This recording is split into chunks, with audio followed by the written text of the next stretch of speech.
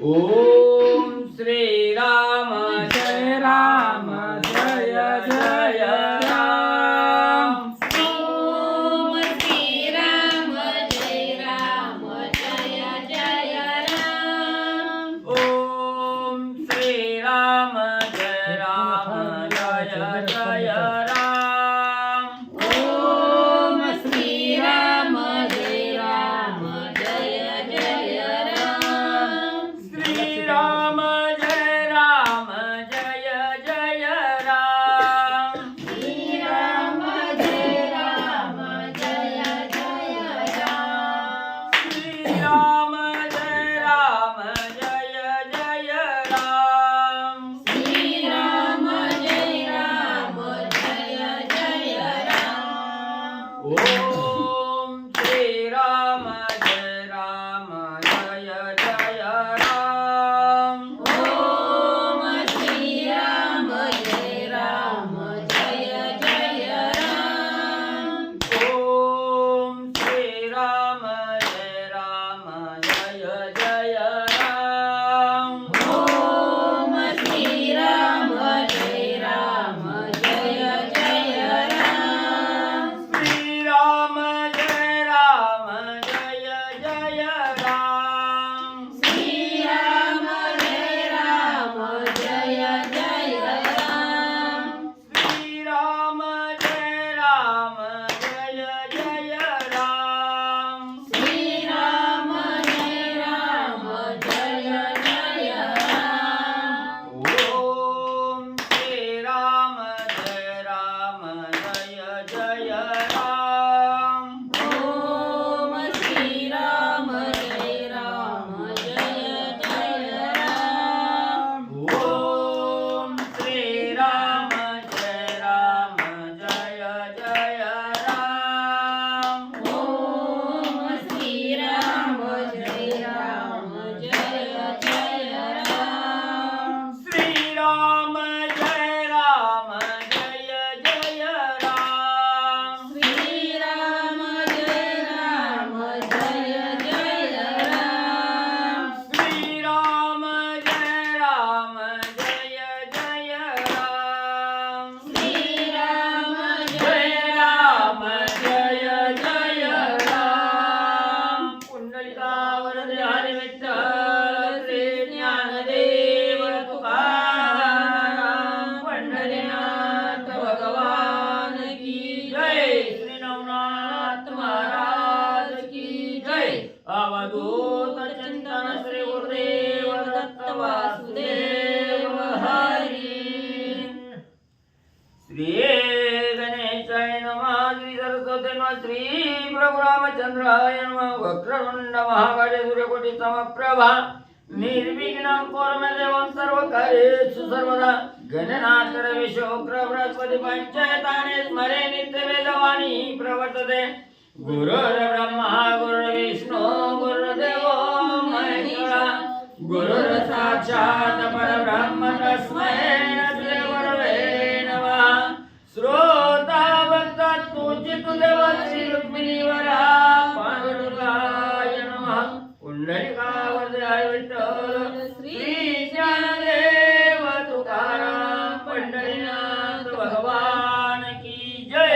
श्री नवनाथ महाराज की जय। श्री गुरुदेव दत्त वासुदेव हरी।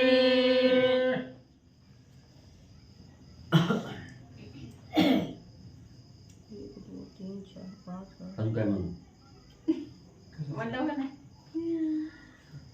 श्री गणेशाय नमः। श्री सरस्वते नमः। श्री गुरुभ्यो नमः। जय जयाजी त्रिभुवनेशा मच्छ कच्छ वराह सिंह वामन वेशा भार्गव राघव द्वारकाधीशा पूर्ण ब्रह्मा सर्वज्ञा। श्री गणेशाला वंदन करून श्री नवनाथाचं स्मरण सद्गुरूशी शरण जाऊन गतीचं अनुसंधान आहे. ग्रंथकर्ते असणारे त्या ठिकाणी धुंडी महाराजांचा मुलगा मालू महाराज आणि या ठिकाणी असणाऱ्या गणपती बाप्पा सरस्वती माता यांना असणाऱ्या साष्टांग प्रणिपात करून असणाऱ्या अध्यायाला सुरुवात करत असताना अखिल कोटी ब्रह्मांडाचा नायक आहे. स्वर्ग मृत्यू आणि पाताळ या तिन्ही जगताचा असणारा ईश्वर आहे त्या ठिकाणी. एवढंच नाही, असणारा त्या ठिकाणी माशाचा अवतार घेतला, कासवाचा अवतार त्या ठिकाणी घेतला, वराहाचा अवतार त्या ठिकाणी घेतला आणि असणारं त्या ठिकाणी नरसिंहाचाही अवतार त्या ठिकाणी धारण करणारा आणि असणाऱ्या बटू वामनाच्या असणाऱ्या रूपात त्या ठिकाणी जाऊन वामनाचा वेश त्या ठिकाणी धारण करणाऱ्या आणि द्वारकेचा राणा असणारा श्रीकृष्ण आहे. त्या श्रीकृष्णाचाही अवतार त्या ठिकाणी घेऊन जगाचं कल्याण त्या ठिकाणी करणारा आणि सर्व असणार पूर्ण परब्रह्म स्वरूप असणाऱ्या अशा असणाऱ्या भगवंता तुमचा जय जयकार असो. हे गुणातीता सकल गुणज्ञा व्यक्त व्यक्ता सर्वज्ञा पूर्ण ब्रह्माचल सर्वज्ञा बौद्ध कलंकी आदिमूर्ते आणि गुणातीत त्या ठिकाणी असणारा भगवंत आहे, सर्व गुणाच्या असणारा त्या ठिकाणी विरहित असणारा आहे. त्या ठिकाणी एवढंच नाही, सर्व गुण संपन्नही असणारा भगवंत आहे, व्यक्त होऊन अव्यक्ताच्या पलीकडे त्या ठिकाणी राहणारा आणि या चराचरामध्ये काय चाललं त्या ठिकाणी असणाऱ्या मुंगीच्या मनातील त्या ठिकाणी जाणण्यापासून असणार त्या ठिकाणी झाडाच्या असणाऱ्या पाल्यापर्यंत त्या ठिकाणी सर्व काही जाणणारा आणि भगवंता तूच त्या ठिकाणी आहेस अशा असणाऱ्या भगवंता तुमचा असणारा जय जयकार म्हणले असो. मागील अध्यायी केले कथन श्री जालिंदरा होऊनी जन्म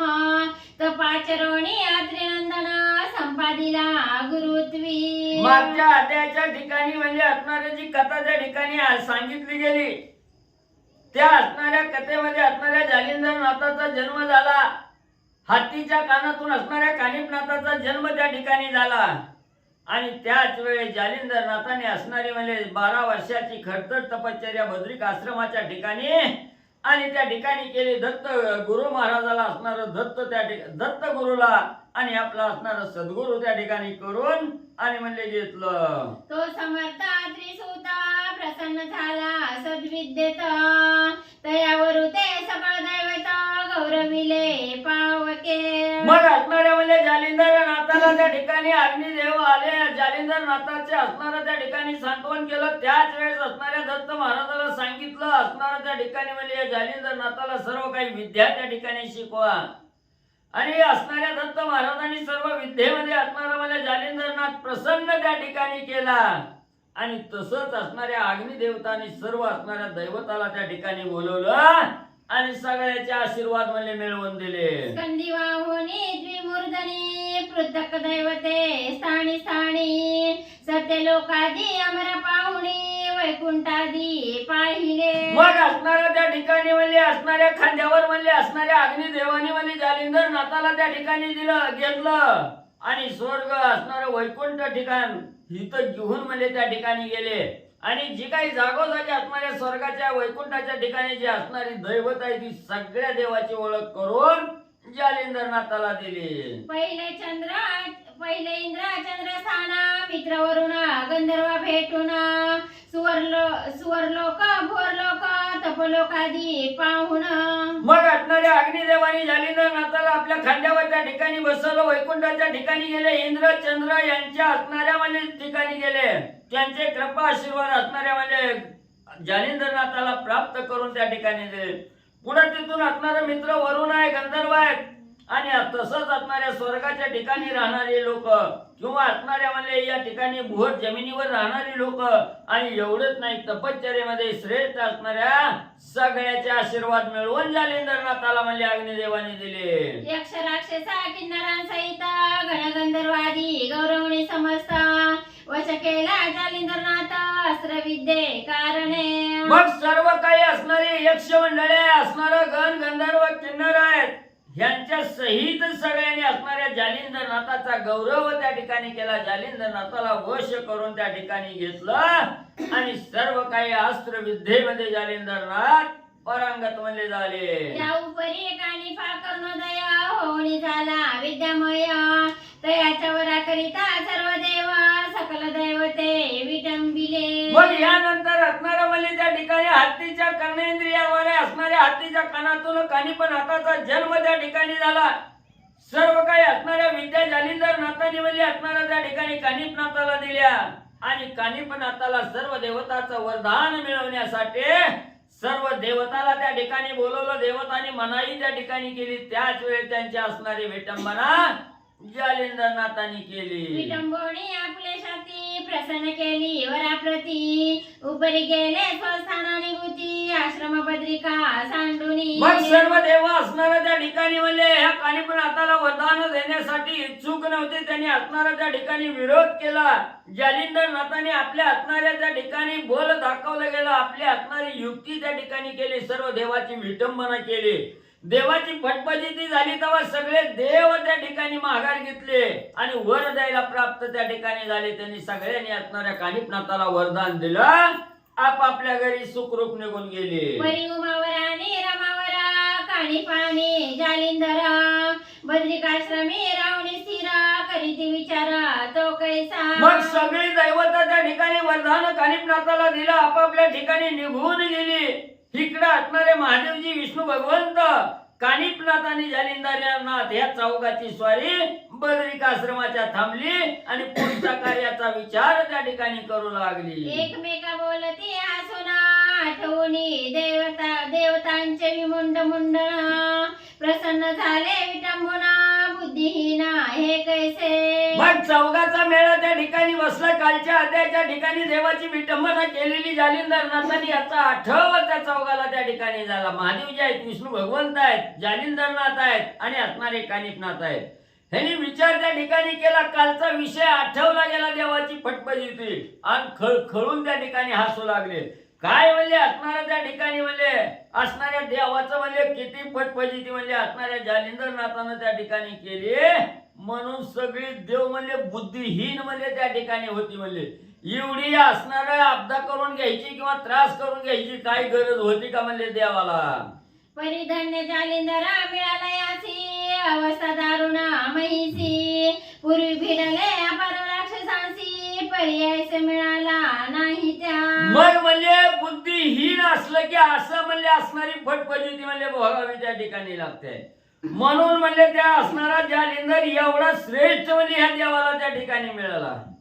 आणि प्रत्येक देवाने प्रत्येक राक्षसा बरोबर म्हणजे आजपर्यंत युद्ध त्या ठिकाणी केली. अनेक राक्षसाला त्या ठिकाणी भिडली पण सगळ्यावर विजय देवाने त्या ठिकाणी गाजवला.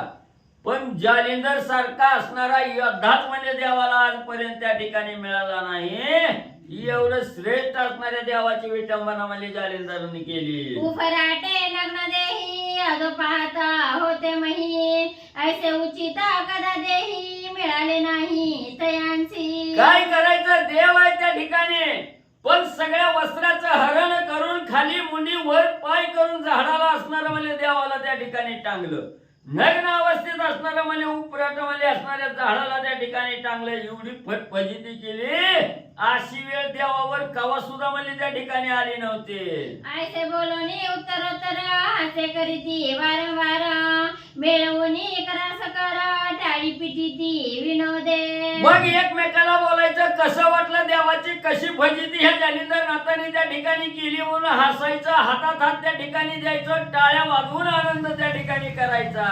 असं देवाची फजिती ऐकून ह्या असणाऱ्या ब्रह्म असणारे म्हणजे त्या ठिकाणी महादेव जे आहेत, विष्णू भगवंत आहेत, जालिंदरनाथ आहेत, कानिपनाथ आहेत, एकमेकात आनंद व्यक्त करू लागली. असोयशी विनोद शक्ती यावरी बोले उमापती हे महाराजा जालिंदराजती चित्त दे या वचनाते. पुन्हा म्हणले असू द्या म्हणले आता झालं गेलं सगळं विसरून जावं लागतंय. देवानी जर म्हणली तीच गोष्ट मनात ठेवली तर पुन्हा भक्तावर कवा कृपा त्या ठिकाणी करायची. असू द्या म्हणले तिथल्या तिथं विषय त्या ठिकाणी सोडला गेला आणि असणारे त्या ठिकाणी महादेवजी असणारा त्या ठिकाणी सांगू लागले जालिंदरनाथा ऐक म्हणले मी तुला हितोपकारक असणारं वचन त्या ठिकाणी बोलणार आहे. माझ्या मुखातून काय बाहेर येणार वचन आहे सावध रीतीने आहे. नागपत्र अश्वस्थ स्थानी पूर्ण अज्ञाहुती करोणी प्रथम कविद्वार चोनी वरा लागी साधावे. मग असणाऱ्या महादेवजींनी सांगितलं असणाऱ्या जालिंदरनाथा नागपत्र अश्वत्थ असं असणारं ठिकाण आहे त्या आणि त्या ठिकाणी म्हणजे असणारं पूर्ण यज्ञ आहुती म्हणजे यज्ञ त्या ठिकाणी करावा आणि तिथंच म्हणजे असणारं हे जे साबरी विद्येचं कवित्व आहे याची सुरुवात म्हणजे असणारा यज्ञ करून नागपत्र अश्वत्थानाच्या ठिकाणी आणि म्हणजे सुरुवात करावी आणि सर्व देवताकडून वरदान म्हणजे लाभून घ्यावं. वेद विद्या मंत्र बहुत अस्त्र विद्या प्रतापवंत परिते महिवरी पुढे कलित चालणार नाही महाराजा. म्हणून महाराज म्हणे ही जी असणाऱ्या वेदाचं ज्ञान आहे, विद्येचं ज्ञान आहे, हे अनेक असणारे मंत्र आहे त्या ठिकाणी.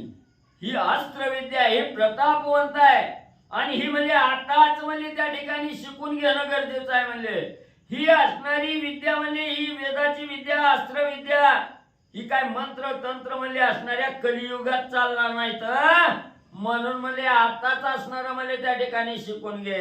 मग मंत्र शक्ती उपाय तरणी काहीच न मिळे लोकांना गुणी. मग ते दुःख प्रवाह शमिनी सकळ लोक पडतील. मग आता जर म्हणजे हे साबरी विद्येचं कवित्व त्या ठिकाणी नाही केलं, ही मंत्र विद्या असणारी त्या ठिकाणी शस्त्रविद्या वेदविद्या त्या ठिकाणी जर नाही शिकलं गेलं तर बेकार कलियुग म्हणजे पुढे येणार आहे. म्हणजे आता चालू आहे ती. आणि ह्या कलियुगात म्हणजे कोण कोणाचं म्हणजे त्या ठिकाणी ऐकणार नाही आणि कोण असणारा परमार्थ करायला सुद्धा म्हणजे त्या ठिकाणी धावणार नाही ती.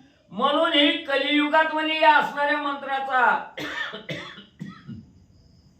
आणि उपयोग म्हणजे त्या ठिकाणी होणार आहे. म्हणून आताच असणारा म्हणजे ही असणारा मंत्र विद्या त्या ठिकाणी शिक आणि असणारा म्हणजे त्या ठिकाणी पारंगत हो. तरी सिद्ध करुणी आता कविता अवंतीचे नागश्वथा सकल विद्या करुणी हाता काणी पाते ओपीजे. मग ही जर असणारी विद्या म्हणली तो आता जर नाही म्हणली त्या ठिकाणी प्रसिद्धीला आणली तर म्हणली असणारे ह्या कलियुगात सगळ्याला म्हणजे दुःखाच्या असणाऱ्या म्हणजे त्या ठिकाणी डोहात पचावं लागेल. सगळी दुःख असणाऱ्या दुःखाच्या प्रवाहात म्हणजे त्या ठिकाणी वाहत जातील. म्हणून त्या दुःखातून बाहेर काढण्यासाठी हे असणारे मंत्र आहेत. हे मंत्र कलियुगात त्या ठिकाणी म्हणजे उपयोगी येणार आहेत. म्हणून आता तो असणारा त्या ठिकाणी सिद्ध व्हावं, हे साबरी विद्येचं कवित्व त्या ठिकाणी करावं आणि हे कवित्व करण्यासाठी योग्य असं असणारं ठिकाण नागपत्र अस्वत्थाचं असणारं ठिकाण म्हणजे त्या ठिकाणी आहे. या कानिफाची उदार शक्ती स्थिती मिरवत आहे दांभिक वृत्ती. तरी बलवी आहे कार्याप्रती पुढे पडेल महाराजा. आणि ह्या असणाऱ्या कानिफनाथालाही म्हणजे त्या नागपत्र अश्वत्थानाच्या ठिकाणी म्हणजे घेऊन जावं. तिथं सर्व काही असणाऱ्या विद्या म्हणजे ह्या असणाऱ्या कानिफाला त्या ठिकाणी शिकवाव्या. आणि कानिफनाथाची असणारी उदार शक्ती आहे म्हणजे त्या ठिकाणी दांभिक वृत्ती. हत्तीच्या कानातून त्याचा जन्म झालाय म्हणून दांभिक आहे म्हणजे त्या ठिकाणी.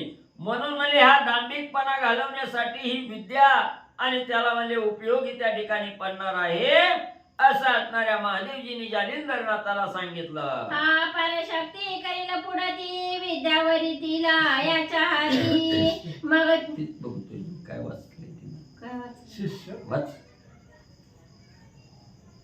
हा पार शिष्य करील. मग शिष्यच वाचलं होतं की शक्ती सांग. असू दे, हा. हा पार शिष्य करील पुढती विद्याविरीतीला याच्या हाती. मग ती प्रतिष्ठा लोकांपरती सर्व जगी मिरवेला. मग हा असणारा म्हणजे सर्व विद्या पारंगत झाल्याबरोबर असणारा श्रेष्ठत्व म्हणजे कानिफनाथाच्या अंगी त्या ठिकाणी येईल आणि पृथ्वी तलावरून असणारा त्या ठिकाणी तीर्थाटन करत असताना अपार असणाऱ्या शिष्याचा मेळा त्या ठिकाणी जमा करेल. सर्व काही विद्या म्हणजे याच्या अवगत म्हणजे त्या ठिकाणी होतील. ह्याला असणाऱ्या सर्व विद्या वरून त्या ठिकाणी घेतील आणि सर्व जगतामध्ये लोकांमध्ये याची असणारी प्रतिष्ठा म्हणजे मिळवेल. पूर्वी साबरी ऋषीने मार्ग काढिला आहे शुभयोग. परी थोडकी विद्या चांग महिलागी पुरेना. मग असणाऱ्या पूर्वी म्हणजे ह्याच असणाऱ्या साबरी विद्येचं म्हणजे असणारं कथानक किंवा असणारी साबरी विद्या म्हणजे पूर्वी सांबरी नावाचे असणारे ऋषी त्या ठिकाणी होते. त्यांनी ही विद्या काढली होती पण म्हणजे ती थोडकी विद्या असणाऱ्या काही लोकांपर्यंत म्हणजे त्या ठिकाणी पोचली. पण ही काही सगळ्याला म्हणजे विद्या आणि त्या ठिकाणी पुरली नाही, कमी म्हणजे पडली गेली. तरी शतकोटी साबरी गणा माहिती मिरवावे शुभवचना. सकळास्त्रांची अनुनी भावना महिलागी मिरवावी. म्हणून म्हणजे आता असणाऱ्या शतकोटी असणाऱ्या त्या ठिकाणी म्हणजे साबरी विद्या त्या ठिकाणी करायची. ही सांबरी असणारे जे गण आहेत ऋषीचे हे शतकोटी गण त्या ठिकाणी आणायचे. ह्या सर्व असणाऱ्या असणाऱ्या पृथ्वी तलावर त्यांचं असणारं दर्शन त्या ठिकाणी घडवायचं. सर्व शास्त्राची असणारी त्या ठिकाणी म्हणजे सर्व अस्त्रांची ही असणारी त्या ठिकाणी भावना त्या विद्येमध्ये प्रगट त्या ठिकाणी करावे आणि या धरणीवर म्हणले मिरवावे. तरी या कवितेची वाटणी मिरवावी नवनाथाला गुणी, कोणती कैसी गती लागुणी सांगतो माता ते ऐका. मग हे शतकोटी साबरी विद्या त्या ठिकाणी तयार करायची किंवा याचे असणारे शतकोटी मंत्र त्या ठिकाणी करायचे. मग या असणाऱ्या पृथ्वी तलावर फिरत असताना म्हणजे त्याची असणारी म्हणजे कशी कुणी किती म्हणजे त्या ठिकाणी कवित्व करायचं, शतकोटी करायचं. पण हे 9 नारायण आहे त्या ठिकाणी, ह्या 9 नारायणापैकी किती कोणी त्या ठिकाणी करायचं याची असणारी माहिती महादेवजी सांगू लागले. पूर्वी मच्छिंद्राने धरुणी लक्ष काव्य केले आहे प्रत्यक्ष, 33 कोटी 95 लक्ष मंत्र विद्युलता मिरविल्या. मग पूर्वी म्हणले असणाऱ्या मच्छिंद्रनाथांनी लक्ष देऊन म्हणले त्या ठिकाणी काव्य केलं साबरी विद्येचं. त्याच्यामध्ये 33 कोटी 95 लाख असणारे मंत्र म्हणले आणि मच्छिंद्रनाथांनी तयार केले. या परी गोरक्ष गोष्टी होती मिरवेला 9 लक्ष 12 कोटी, 5 कोटी 1 लक्ष शेवटी मिननाथ मिरवेला. यानंतर असणारे गोरक्षनाथ म्हणजे आपल्या असणाऱ्या हटवटीनं म्हणजे असणारे 9 लाख 12 कोटी असणारे त्या ठिकाणी म्हणजे मंत्र काव्य त्या ठिकाणी करतील आणि शेवटी असणारे म्हणजे त्या ठिकाणी 5 कोटी 1 लाख असणारे मिननाथ आणि साबरी विद्येचं मंत्र म्हणजे त्या ठिकाणी तयार करते. 9 कोटी 7 लक्ष चरपटनाथ करील की प्रत्यक्ष, 7 कोटी 4 लक्ष भरतरीनाथ करील की. मग पुढे असणारे चरपटीनाथ उदयाला त्या ठिकाणी येणार आहेत. ते 9 कोटी असणारा 7 लाख मंत्र म्हणजे त्या ठिकाणी करतील आणि 7 कोटी 4 लाख मंत्र भरतरीनाथ म्हणजे करतील. 3 लक्ष 2 कोटी रेवणनाथ करील शेवटी, 1 लक्ष 1 कोटी वटसिद्धनाथ करील की. परत म्हणजे त्यांच्या नंतर म्हणजे असणारे रेवणनाथ म्हणजे उदयाला त्या ठिकाणी येतील. ते 3 लाख 2 कोटी असणारे म्हणजे मंत्रविद्या त्या ठिकाणी करतील आणि वटसिद्ध नागनाथ वडवळच्या ठिकाणी राहून 1 लाख 1 कोटी विद्या आणि पारंगत मध्ये करतील. 34 कोटी 12 लक्ष श्री जालिंदराने करावे प्रत्यक्ष, 6 कोटी 8 लक्ष कानिफाने मिरवावे. आणि हे जालिंदरा म्हणजे राहिलेले म्हणजे 34 कोटी 12 लाख तुम्ही म्हणजे त्या ठिकाणी मंत्र तयार करायचे आणि 6 कोटी 8 लाख राहिलेले मंत्र कानिफनाथ म्हणजे करतील. अशुभ प्रयोग गोरक्षर हाटी स्थापून योजावे शतकोटी, पुढे लोका साधन जेठी होणार नाही महाराजा. मग त्या ठिकाणी अशुभ गोष्टीवर त्या ठिकाणी म्हणजे उपयोगी पडणारे जे असणारे मंत्र आहेत त्या ठिकाणी ही गोरक्षनाथ म्हणजे त्या ठिकाणी करतील आणि असणारं शासन मिळून म्हणजे असणारे शतकोटी असणारे मंत्र लोकांच्या साधनेसाठी, लोकांच्या जगाच्या उपकारासाठी आणि त्या ठिकाणी म्हणजे करावे. म्हणून ऐसे योजनी साधना मंत्र प्रयोगी करावे प्रवीण, ते न करिता सकळ जाना सुख होईल रोगाते. मग हे मंत्र म्हणजे पुन्हा कलियुगात म्हणजे कुठलीही लोक म्हणजे त्या ठिकाणी करणार नाहीत. मग पुन्हा असणारं काव्यच म्हणजे त्या ठिकाणी थांबणार आहे. म्हणून म्हणजे आताच याचा असणारा विचार करून हे मंत्र त्या ठिकाणी तयार करावे, त्याच्यामध्ये प्रवीण त्या ठिकाणी व्हावे. ते असणाऱ्या सर्व जनाला जर त्या ठिकाणी कळालं, लोकाला कळालं तर सगळ्याच्या उपयोगाचं होईल आणि सर्व म्हणजे असणाऱ्या रोगातून मुक्त म्हणजे त्या ठिकाणी होतील. तरी हे जन उपकारासाठी जीवा करावी आटाटी, तुम्हा ते सांगावी अशी गोष्टी नोहे सर्वज्ञ आम्हा ते. मग म्हणजे हे जन उपकारासाठी हे साबरी कवित्व म्हणजे त्या ठिकाणी असणाऱ्या उपयोगाला त्या ठिकाणी येणार आहे. म्हणून सर्व जीवाची आटाआटी त्या ठिकाणी करावी. कितीही कष्ट त्या ठिकाणी लागलं तर कष्ट सहन करून हे असणारं शतकोटी साबरी विद्येचं आणि मंत्र म्हणजे त्या ठिकाणी करावं. ही कलीची विद्या कली संधाना मिरवित आहे पूर्वीपासून, तुम्ही नवनाचा अवतार घेऊन विद्या वर्तवित असता की. मग ही असणारी कलीची विद्या आहे त्या ठिकाणी. म्हणून म्हणजे ही पूर्वीपासूनच म्हणजे असणाऱ्या त्या ठिकाणी म्हणजे अस्तित्वात आलेली आहे आणि तुम्ही असणारे नऊ नाथ हे नऊ नारायणाचा अवतार त्या ठिकाणी आहात.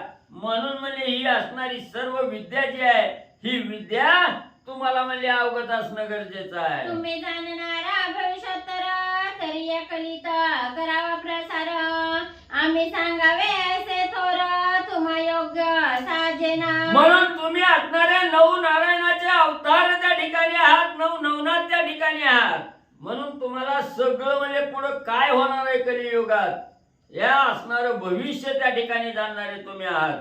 म्हणून म्हणजे या असणाऱ्या साबरी विद्येचा प्रसार कलियुगामध्ये त्या ठिकाणी करावा. मग तुम्ही आधीच म्हणजे अतिशय म्हणजे त्या ठिकाणी ज्ञानी आहात, हुशार आहात. आम्ही म्हणजे त्या ठिकाणी सांगावं एवढं मोठं म्हणजे आम्ही त्या ठिकाणी नाही. महादेवजी सांगतात भविष्योत्तर जाणून नाथा तू देवाची केली वार्ता. कानी पाते वर देता बोलिला सीता महाराजा. मग त्या ठिकाणी असणारं म्हणजे पुढचं असणारं भविष्य जाणून म्हणजे असणाऱ्या जालिंदर नाथा तुम्ही एवढं म्हणजे हे देवाबरोबर म्हणजे तुम्ही असणार हे आगळीक म्हणजे त्या ठिकाणी केली. आणि देवाला म्हणजे पुढचं भविष्य जाणूनच म्हणजे देवाला कानिपनाथाला वरदान म्हणजे त्या ठिकाणी द्यायला लावलं. ही तुमचं हिताचं बोल म्हणजे त्या ठिकाणी होते. तरी आता आळस सांडूनी जेवी मिरवावे कवित्व रत्न. जारण मारणा उच्चाटना कवित्व रचने मिरवावे. मग जालिंदर नाथा आता म्हणजे असणारा आळस त्या ठिकाणी सोडावा. सगळी मरगळ म्हणजे अंगातली झटकून त्या ठिकाणी काढावी. वाचण्याकडे लक्ष देऊन म्हणजे असणारं त्या ठिकाणी राहावं.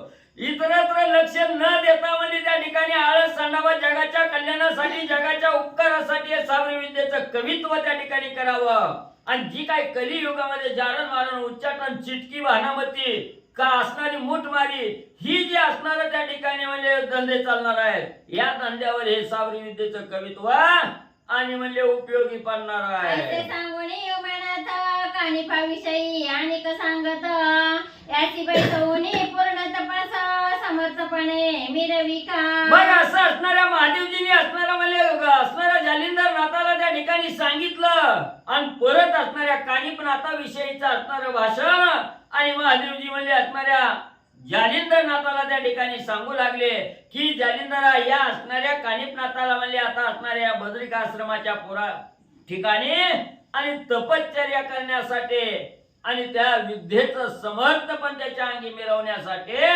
हित म्हणले बसवावं. ऐसे सांगता उमावर अवश्य म्हणे जालिंदर.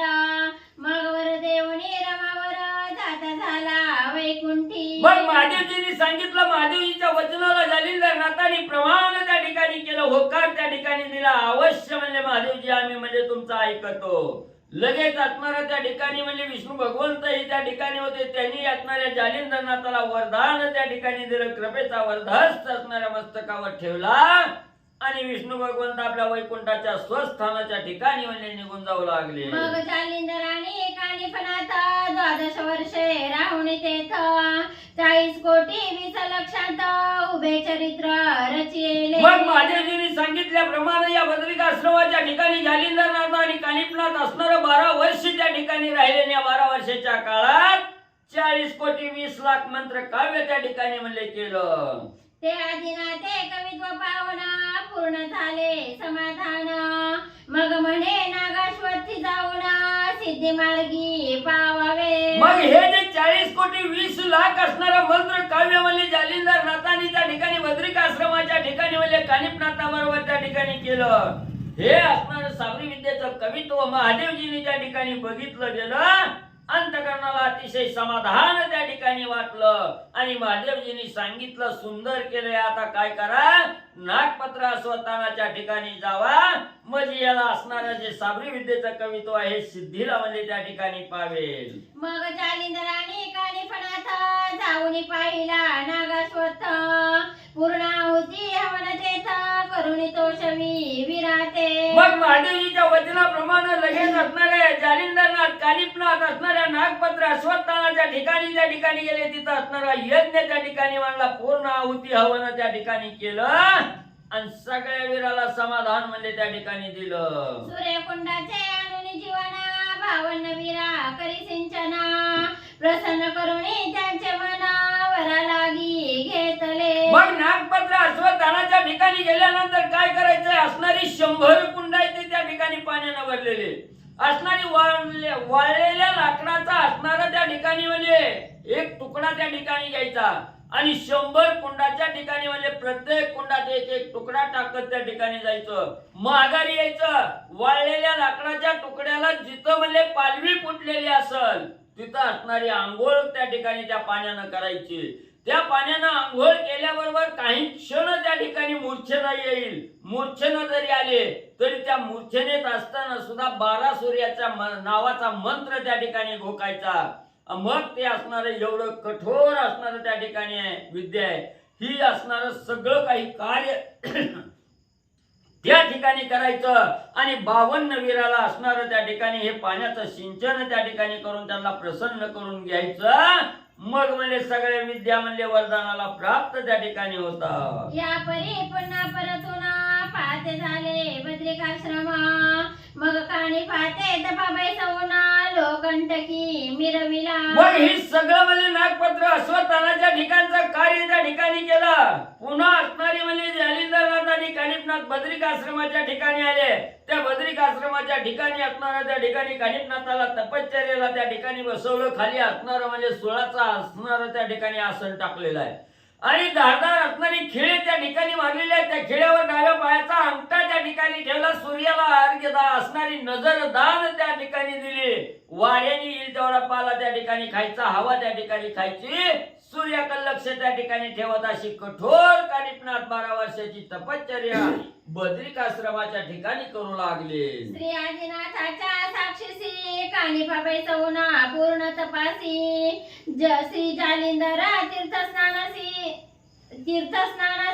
जाता झाला पुसून. मग म्हणली त्या काय वाचली माझी मी ऐकली नाही, वाच पण नाही. श्री आदिनाथाच्या साक्षीसी कानिफाबाई सौना पूर्ण तपासी श्री जालिंदरा तीर्थस्नानासी जाता झाला पुसून. मग म्हणजे तिथून असणाऱ्या त्या ठिकाणी पुन्हा म्हणजे असणाऱ्या बद्रिकाश्रमाच्या ठिकाणी आले. तिथं तपश्चर्याला कानिफनाथाला त्या ठिकाणी बसवलं आणि महादेवजीच्या साक्षीनं असणाऱ्या त्या ठिकाणी कानिफनाथाला तपश्चर्येसाठी त्या ठिकाणी बसवलं. महादेवजी त्या ठिकाणी सर्व काही कमी जास्त लक्ष म्हणजे कानिफनाथावर त्या ठिकाणी देत होते आणि तिथं असणारे जालिंदरनाथ पुन्हा तीर्थ स्नानाला म्हणजे महादेवजीला विचारून त्या ठिकाणी आणि स्नान करण्यासाठी म्हणले गेले. त्याची ठाई बद्रिकाश्रमात काणी पाणी श्री कृष्णनाथ तप करीती भागीरथी तीरात तीव्र काननी बैसनुनिया. मग गोरक्षनाथ नाही कृष्णनाथ म्हणजे गोरखनाथ. मग म्हणजे त्या ठिकाणी त्याच बद्रिकाश्रमाच्या ठिकाणी म्हणजे एका बाजूला असणारे गोरक्षनाथ म्हणजे त्या ठिकाणी तपश्चर्या करीत बसलेले होते आणि तिथंच दुसऱ्या बाजूला म्हणजे हे कानिफनाथ त्या ठिकाणी तीर्थ करीत बसले होते आणि भागीरथी तीरात असणारे जालिंदरनाथ त्या ठिकाणी आंघोळीला गेले. ही दोघं एकाच ठिकाणी आहेत पण दोघाला एक घोर अरण्य आहे म्हणजे त्या ठिकाणी. पण दोघाला एकमेकाला थांब पत्ता सुद्धा म्हणजे लागला नाही. उभय ठावा असे विभक्त एकमेकांचे माहित असो एकीकडे जालिंदरनाथ नाना क्षेत्री हिंडतसे. मग एका बाजूला असणारे त्या ठिकाणी गोरक्षनाथ आहे, दुसऱ्या बाजूला गोरक्षनाथ म्हणजे एका बाजूला आहेत, एका बाजूला असणारे कानिफनाथ त्या ठिकाणी आहेत. एकाच वनात आहेत पण दोघांची एकमेकाला काही म्हणजे असणारी माहिती म्हणजे त्या ठिकाणी नाही, ठाव नाही त्या ठिकाणी. असो म्हणजे इकडे असणाऱ्या जालिंदरनाथ म्हणजे असणाऱ्या त्या ठिकाणी स्नान केलं आणि नाना प्रकारचे असणाऱ्या पृथ्वी तलावाचे तीर्थक्षेत्र पाहत फिरू लागले. परिक्षेत्री जाताची आधी काननी भारा बांधिला तृण कापुणे निजमौळी त्वरे वाहुणे क्षेत्र माझी संचरे. मग जालिंदरनाथाचा नित्य क्रम काय त्या ठिकाणी होता? वाटेमध्ये लागणारं प्रत्येक क्षेत्र त्या ठिकाणी जायचं, असणारं दर्शन त्या ठिकाणी तीर्थक्षेत्राच्या ठिकाणी जायचं, दर्शन त्या ठिकाणी करायचं आणि जात असताना जंगलातून असणारा जो गवताचा चारा आहे त्या ठिकाणी ही गायीसाठी असणारा भारा बांधायचा गवताचा आपल्या डोक्यावर घ्यायचा आणि गावात म्हणजे जायचं आणि जनावराला चारा टाकायचा.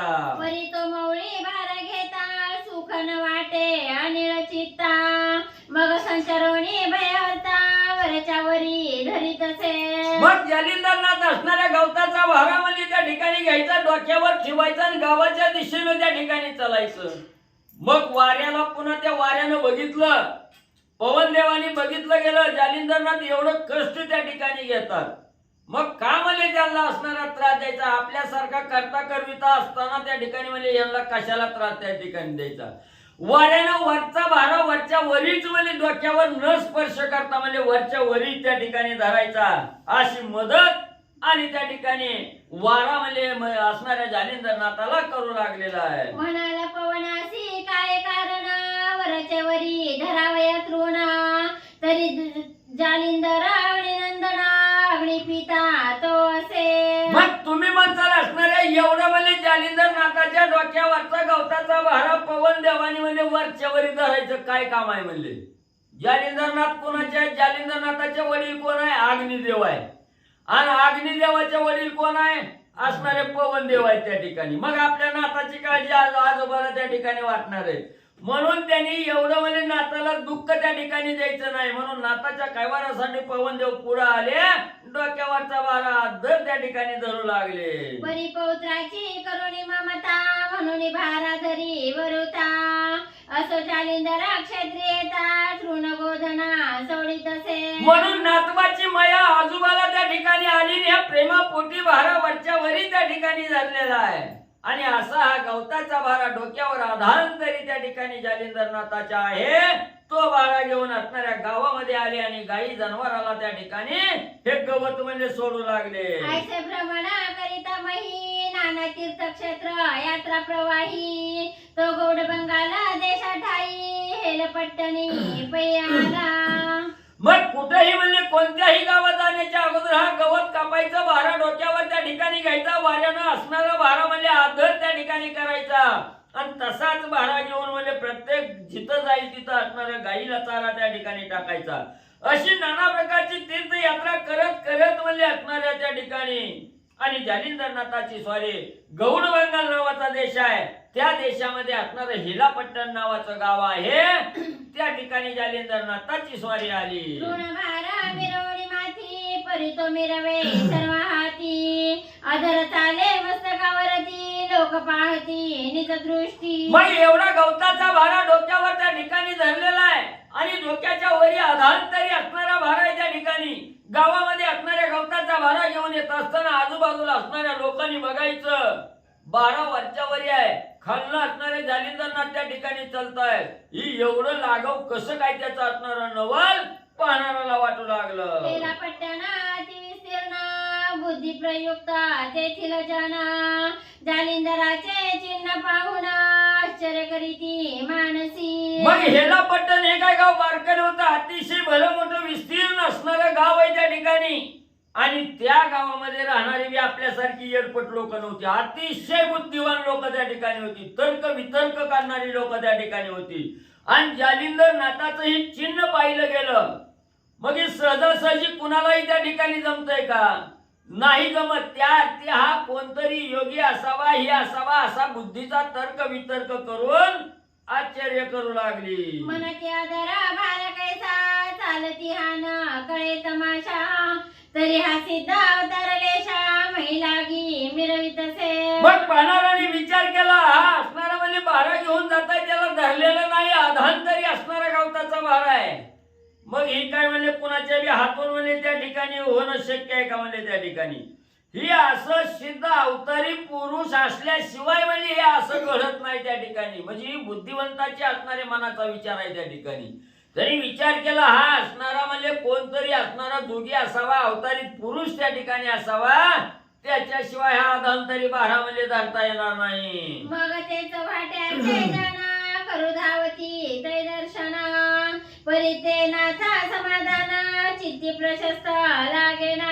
मग हे असणाऱ्या जालिंदरनाथाची कला बघितली की सगळ्याला प्रसन्न मनाला त्या ठिकाणी वाटायचं आणि लोकांनी तर्क वितर्क काढायला सुरुवात केली. हा आधांतरी भारा त्या ठिकाणी धरतोय, म्हणजे हाताचा स्पर्श नाही, काय नाही, म्हणजे हा असणारा अवतारिक पुरुष त्या ठिकाणी आहे. म्हणायचं मग काहीतरी असणारा म्हणजे देवच आपल्याला आज त्या ठिकाणी भेटला असं मनाच्या ठिकाणी असणारा विश्वास त्या ठिकाणी धरायचा, धावत जायचं, जालिंदरनाथाच्या चरणाला त्या ठिकाणी लागायचं, नमस्कार करायचा. पण नाताला काय म्हणले त्या ठिकाणी मोठेपणा वाटत नव्हता. नाताला उलट आपल्या पाया पडते ते, आपली वाहवा करते ते, याच असणाऱ्या नाताला म्हणजे त्या ठिकाणी काहीच वाटणं गेलं. उलट नात उदास त्या ठिकाणी होऊ लागले. जे पूर्णपणे झाले निवाले ते प्रतिष्ठेपासून दुरावले, कदा न जाता जगी मानवले, चित्ती निस्पृहता धरुणिया. मग या ठिकाणी असणारा म्हणजे कसं आहे, म्हणजे आपल्या सारख्या लोकांचं कसं आहे, चार ओव्या सांगायला आले की आपली जगात प्रतिष्ठा त्या ठिकाणी व्हावी, सगळ्या गल्लीनं व्हावा त्या ठिकाणी म्हणावं, असणारं टीव्हीला युट्यूबला त्या ठिकाणी आपलं नाव यावं असं आपल्या सारख्याला त्या ठिकाणी वाटतं. पण जालिंदरनाथाला उलट त्या ठिकाणी झालं, लोकांनी वाहवा करू लागले, असणाऱ्या दर्शनाला रांग त्या ठिकाणी लागले. पण प्रतिष्ठेपासून असणारे जालिंदरनाथ अलिप्त त्या ठिकाणी राहतात. कोण राहतात? जे निस्पृह त्या ठिकाणी झाल्यात, संसाराच्या आशा त्या ठिकाणी सोडली, बायका लेकराची असणारी आशा सोडली, धनाच्या असणारी लोलुपता त्या ठिकाणी सोडली, आज सगळ्यावर पाणी ज्यानं टाकलं, निस्वार्थ त्या ठिकाणी झाला, त्याला असणाऱ्या प्रतिष्ठेचं काही देणं घेणं त्या ठिकाणी नसतं. म्हणून प्रतिष्ठेपासून अलिप्त त्या ठिकाणी जालिंदरनाथ होते. म्हणून कुणी म्हणले असणारं पाया पडायला जरी आलं तरी त्याला चांगलं काही वाटना. बृहस्पतीचे पडिपाडी तया होत असे सर्वार्थ जोडी, परी तो वेडियात मारी दडी, लोकमहिमा भयास्तव. मग देवाचे गुरु बृहस्पती आहे. बृहस्पतीची तुलना कशाबरोबर त्या ठिकाणी कोणाबरोबर मी करता येत नाही. पण ही बृहस्पतीच्या समान असणारी योग्यतेचं असणाऱ्या त्या ठिकाणी जालिंदरनाथ होते. पण म्हणजे हे समाजामध्ये वावरत असताना केव्हाही आपला मोठेपणा त्या ठिकाणी दाखवला नाही. हीन दीन अवस्था त्या ठिकाणी दाखवायची. एवढं येड्यात त्या ठिकाणी निघायचं, कवा शहाण्याच्या संगतीला बसायचं नाही, सगळं येड्याचा बाजार त्या ठिकाणी करायचा.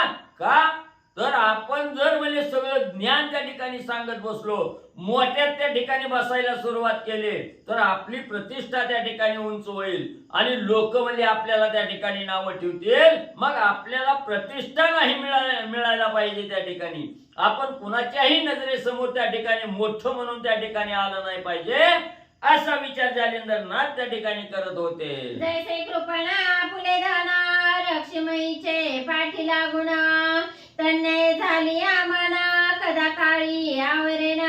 मग त्या ठिकाणी कसं आहे म्हणजे असणारा परिहार येऊन ग्रंथकर्ते त्या ठिकाणी सांगू लागले, एखादा असणारा कंजूस माणूस आहे त्या ठिकाणी किंवा चांगटा माणूस आहे त्या ठिकाणी, तो काय करतो, रुपयाला रुपया रुपयाला रुपया साशिवतो, गाडग्यात वरतो, गाडगत जमिनीत नेऊन म्हणजे त्या ठिकाणी पुरून ठेवतो. त्याला जसं म्हणजे असणारा त्या ठिकाणी चेंगटा माणूस आपलं धन म्हणजे त्या ठिकाणी पाठीशी म्हणजे लपू असणाऱ्या जमिनीत पुरून म्हणजे त्या ठिकाणी ठेवतो, तसं जालिंदरनाथ आपलं असणारं जे ज्ञान आहे हे ज्ञान जनतेला कवा त्या ठिकाणी दाखवत नव्हते. का एकदा जर दाखवलं, लोकांची असणारी वाहवा पाठीवर थाप जर त्या ठिकाणी मिळायला लागले तर अनेक उदाहरणाच्या युगामध्ये त्या ठिकाणी आहेत.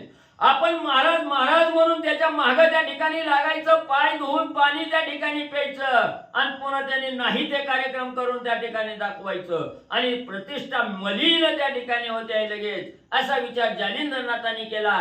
जसा धन असणारा त्या ठिकाणी म्हणजे कंजूस माणूस झाकून ठेवतो, तसं हे जालिंदरनाथ आपलं सगळं ज्ञान, हे जे काय प्रतिष्ठा आहे, ही प्रतिष्ठा सगळी झाकून म्हणजे त्या ठिकाणी ठेवत होते.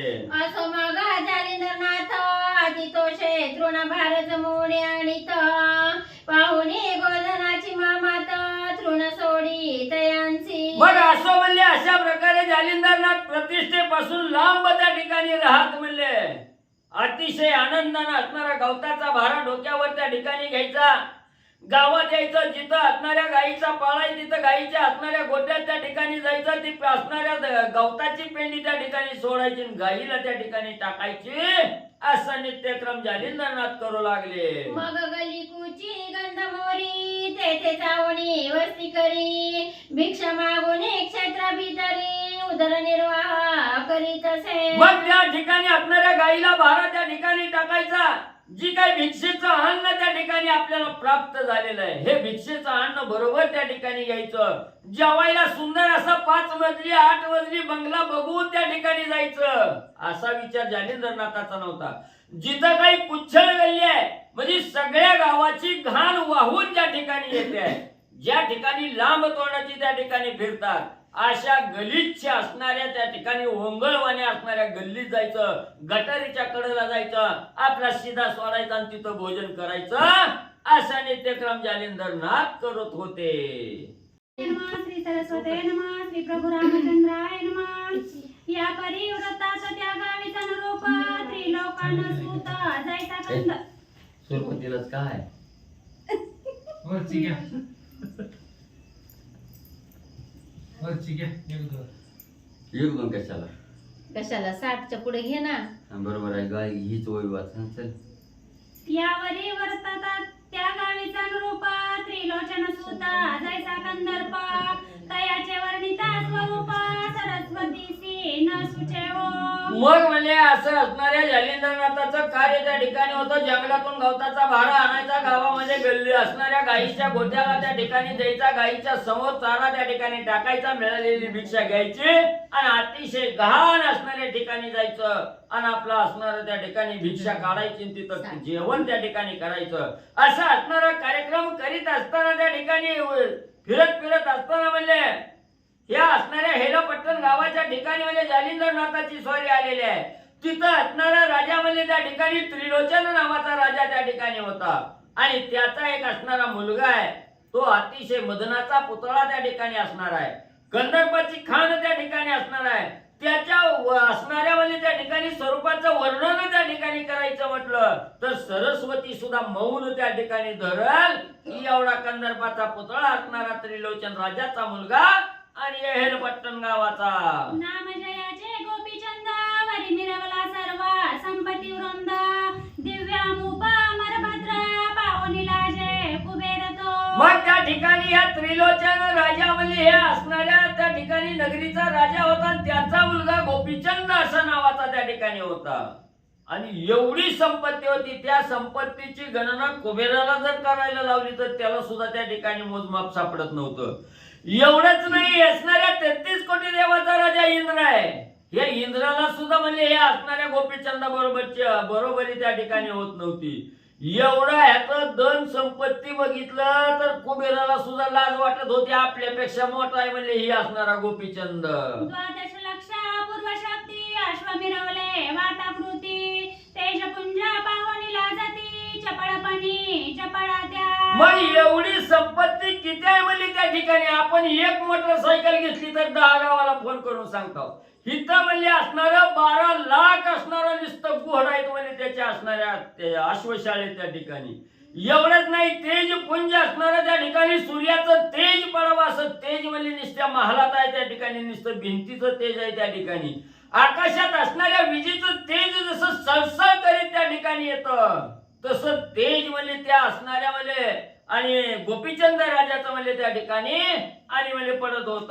चिरत गटी रत्न कोंदिनी पाखरात शोभल्या बालार्क किरणे जगमगती झालरी किरणी हेमगुणी मिरवल्या. मग त्या 12 लाख असणारी त्या ठिकाणी म्हणजे घोड्या आहेत, त्या घोड्याच्या असणाऱ्या म्हणजे अंगावर रत्नानं मळीत असणाऱ्या झोली त्या ठिकाणी आहेत. लासणाऱ्या उगवत्या सूर्याचं जसं तेज त्या ठिकाणी असतं तसं तेज त्या ठिकाणी पसरलेलं आहे. सर्व काही सूर्याच्या किरणासारखं किरण आणि त्या रत्नातून म्हणले बाहेर पडू लागलेले आहे. रश्म्याती शोभायमान झालरी अग्नी हेमगुण मुक्त गुंपिले समत्वी समान नक्षत्र मालिका जेवित्या. आणि एवढंच नाही, असणाऱ्या त्या ठिकाणी गावामध्ये घर म्हणजे असणाऱ्या त्या ठिकाणी सूर्यासारखं असणारं म्हणजे लाल भडक असणाऱ्या अग्नीसारखं म्हणजे त्या ठिकाणी झालरी म्हणजे बांधलेली आहे त्या ठिकाणी. त्याला असणारा मुक्त मणी त्या ठिकाणी गुंफलेला आहे.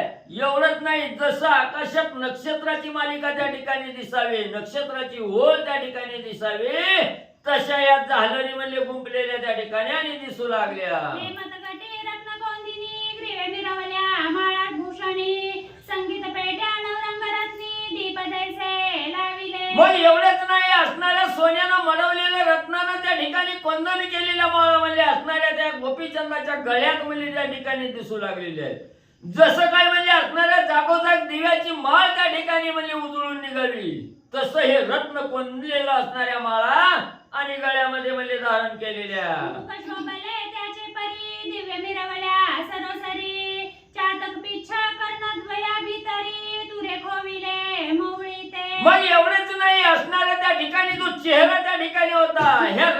जडीत असणारा मुकुट डोक्यावर आहे, चेहराही तसाच तजेल त्या ठिकाणी दिसू लागलेला आहे. त्याचप्रमाणे अंगावरची कांती ही तेज त्या ठिकाणी देऊ लागले. असणाऱ्या त्या ठिकाणी म्हणजे चातक पक्षासारखा असणारा त्या ठिकाणी आणि असणाऱ्या डोक्यावर जसा चातक पक्षाच्या डोक्यावर म्हणजे असणारा पिसारा तुरा त्या ठिकाणी असतो, तसा तुरा म्हणजे टोपीमध्ये खवलेला आहे. आणि पुष्पवृष्टी रत्नजडित गेंदा जोडिया तेजभरित चार जामे लकलकित चपळे उन्हा अधिकते. मग एवढेच नाही, असणाऱ्या त्या ठिकाणी म्हणजे जे असणारे गेंडे त्या ठिकाणी होते, ते गेंडे ही म्हणजे अतिशय म्हणजे त्या ठिकाणी तरबेज त्या ठिकाणी होते. वाऱ्याच्या वेगापेक्षाही जास्त वेग त्या ठिकाणी धारण करणारे आणि अतिशय वेगाने त्या ठिकाणी बाजी मारून पुढे पळणारे अशा असणारे गेंड्याच्या जोडी सुद्धा म्हणजे त्या ठिकाणी शोभून दिसत होत्या. 12 लक्ष ऐसिया परी वाजी मिरवती चमू भीतरी प्रत्येक पाता संमत सरी उदती सूता मिरवले. मग एवढेच नाही, 12 लाख म्हणजे असणाऱ्या त्या ठिकाणी हत्ती सुद्धा म्हणजे त्या ठिकाणी होते. अतिशय शूरवीर बलाढ्य असणारे हत्ती सुद्धा त्या ठिकाणी आणि म्हणजे दिसत होते. की आर करू दई स्पृहा होती मातेला बली श्याम कर्ण मूर्ती त्या स्पृहेची करावया शांती 12 लक्ष प्रगटले. किंवा म्हणजे असणाऱ्या सूर्याच्या हृदयामध्ये जसं म्हणजे असणाऱ्या त्या ठिकाणी श्याम कर्ण, बरोबर आहे का? काय चुकायला लागले? सूर्याला वाटतंय आपल्यापेक्षा सुद्धा भारी गोड आहे ह्याच्या कसे आहे. वाचा वाच मग सांगितलं. तीच घ्या एकदा म्हणजे लक्षात येईल. की आर करू दई स्पृहा होती मातेला बली श्याम कर्ण मूर्ती त्या स्पृहेची करावया शांती 12 लक्ष प्रगटले. मग असणाऱ्या सूर्याला सुद्धा त्या ठिकाणी वाटलं आपल्यापेक्षा तेजस्वी असणारा म्हणजे हा असणारा श्यामकर्ण घोड्या आहे म्हणजे त्या ठिकाणी. म्हणून त्या असणारा त्याचा हेवा त्या ठिकाणी वाटला ना आपल्यापेक्षा अधिक सुंदर त्या ठिकाणी दिसावा. म्हणून म्हणले असणाऱ्या त्या ठिकाणी 12 लाख असणारं दिव त्या ठिकाणी उजळावं तसं तेज आणि त्या ठिकाणी म्हणजे पडू लागलं. त्याची परी गज समूह मत्त पावनी लाजे ऐरावत चित्ती म्हणे क्षोभणी सर्वत्र रत्ने उपजली महिवरी. मग त्याचप्रमाणे असणारा हत्तीही म्हणजे तसंच त्या ठिकाणी होता. जो असणाऱ्या सर्व हत्तीमध्ये जो श्रेष्ठ असणारा जो समुद्रातून मंथन करून निघालेला जे असणार रत्न आहे त्या ठिकाणी ते ऐरावत हत्ती आहे. या ऐरावत हत्तीला सुद्धा त्या राजाचा हत्ती बघून त्या ठिकाणी वाटत होतं की ही काय असणारी रत्नच म्हणजे समुद्रातून प्राप्त झालेली रत्नच आहे की काय, याचं नवल ऐरावत हत्तीला त्या ठिकाणी होऊ लागलं. विशाळ शुंड हिरे जाती आधारे द्वंदत शोभती तया वेष्टुनी चुडे पाहती रत्न कोंदणी मिरवले. मग त्या असणाऱ्या हत्तीच्या विशाल असणाऱ्या म्हणजे त्या ठिकाणी सुंडा दिसू लागलेल्या आहे. त्या सुंडेवर असणारा त्या ठिकाणी हिऱ्यानं म्हणजे बनवलेला आहे आणि असणारं दंत दात जर त्या ठिकाणी बघितलं गेलं तर अधांतरी असणारं त्या ठिकाणी म्हणजे जणू की काय असणारं त्या ठिकाणी रत्न त्या ठिकाणी असावं तसं असणारे दात त्या ठिकाणी हत्तीचे आणि दिसू लागले. ग्रीवे घंटिका हे मगुनी तया माझी रत्न पाणी हिरे माणिक पाच तरणी नवरंगी शोभले. मग असणाऱ्या त्या हत्तीच्या गळ्यामध्ये असणाऱ्या सोन्याच्या दोऱ्यामध्ये गुंतलेला हिरा माणिक पाचू याच्यापासून म्हणजे असणारी बनवलेली माळ आहे आणि ही माळ गळ्यामध्ये घातल्यानंतर अतिशय सुंदर अशी ढाळ आणि त्या ठिकाणी देऊ लागलेली आहे. या परी पृष्टी झुली व्यक्त तयावरी झालरी लखलखित हे मगुनी गोहुनी मुक्त ढाळ देती सुरवाड. मग असणाऱ्या हत्तीच्या पाठीवर झुली टाकलेली आहे. त्या झुल्यावर असणारा रत्न जडीत त्या ठिकाणी म्हणजे सोनेरी असणाऱ्या दोऱ्यामध्ये आणि मुक्त माळा त्या ठिकाणी गुंतलेल्या गोवलेल्या आहेत आणि अशा प्रकारचं सुंदर तेज असणाऱ्या हत्तीच्या पाठीवर ज्या झुल्या आहेत त्या झुलीचं पडू लागलेलं आहे. या परी हावदे मेघडंबरी सुवर्णांबऱ्या शोभल्यावरी त्याही कोंदणी नक्षत्र परी रत्न मिरू लाहिले. मग तसं त्या हत्तीच्या असणाऱ्या पाठीवर ज्या अंबऱ्या त्या ठिकाणी ठेवलेल्या आहेत पालखी सारखं ज्या वेळेस केलेलं आहे त्याला असणारी म्हणजे त्या ठिकाणी सोन्यानं असणारं मडवलेलं त्या ठिकाणी आहे. त्याच्यावर जशा आकाशात असणारे नक्षत्र त्या ठिकाणी आणावे असावे तेच नक्षत्र आणून असणाऱ्या अंबरेला बसवले की काय असं पाहणाऱ्याला दिसू लागलं. कोणी रिक्त कोणी ऐसे परी ते भासती पर्वत जैसे पृष्टी पताका पासे पर्वत मौळी तरुजेवी. मग असणारं कोण म्हणजे असणारा एखादा हत्ती रिकामा, एखादा हत्तीच्या अंगावर असणारी झूल आहे, एका दुसऱ्या हत्तीवर म्हणले असणारी अंबारी आहे त्या ठिकाणी. मग ज्याच्या असणाऱ्या पाठीवर म्हणले अंबारी त्या ठिकाणी ठेवलेली आहे ते भले मोठे असणारे पर्वतच आहेत की काय असं त्या ठिकाणी दिसू लागलं. पाठीवर असणाऱ्या पताका त्या ठिकाणी लावल्या की भल्या मोठ्या पर्वतावर जसं झाड त्या ठिकाणी असावं तसं झाडासारखे असणारे ध्वज आणि त्या हत्तीच्या पाठीवर त्या ठिकाणी दिसू लागले. जैसे गजकृतु ते मिश्र विराजले ते दशसहस्र पायिक स्वार दास चक्र राया पुढे धावती. मग हे असणारे हत्ती जे आहेत त्या ठिकाणी हे हत्ती म्हणजे असणारे 10,000 म्हणजे हत्तीचा मेळा त्या ठिकाणी आहे. आणि त्या हत्ती बरोबर असणारे सेवक जे आहेत ते सेवक तेवढे त्या ठिकाणी म्हणजे असणारे आनंदाने त्या ठिकाणी चालू लागलेले आहेत. आणि जे असणारे पायी चालणारे जे असणारे म्हणजे पायी चालक आहे त्या ठिकाणी तेही राजाच्या पुढं अतिशय वेगाने म्हणजे धावू लागलेले आहे. शरीदार चोपदार पूर्ण बोथाटे पुकारदार यंत्रधारी अश्वस्वार राया समोर धावती. मग तसंच असणाऱ्या राजाच्या आजूबाजूला छडीदार आहे, चोपदार आहे त्या ठिकाणी कुणी असणारा त्या ठिकाणी पुकार देणार आहे म्हणजे पुढे चला थांबा हे असणार सांगणार त्या ठिकाणी आहेत. हातामध्ये असणारा त्या ठिकाणी यंत्र गोळ त्या ठिकाणी घेतलेले आहेत. असणाऱ्या घोड्यावर स्वार झालेले आणि घोडेस्वार त्या ठिकाणी आहेत. राजाच्या माग पुढे त्या ठिकाणी धावू लागले. अति उग्र कडतरपती मिरवल्या जैशा कृतांत मूर्ती की युद्ध कुंडीचे पावक होती घेते आरती परचक्र. किंवा म्हणजे एवढं उग्र म्हणजे त्या ठिकाणी हे हत्ती त्या ठिकाणी दिसत होते जसं काय असणारा कृतांत काळाचीच मूर्ती त्या ठिकाणी प्रगट झाली की काय असं त्या ठिकाणी पाहणाऱ्याला वाटत होतं. किंवा असणाऱ्या यज्ञ कुंडीचा असणारा अग्नी जसा तेजस्वी त्या ठिकाणी दिसतो तसं हे असणारं त्या ठिकाणी तेज त्या ठिकाणी दिसून येऊ लागलेलं आहे.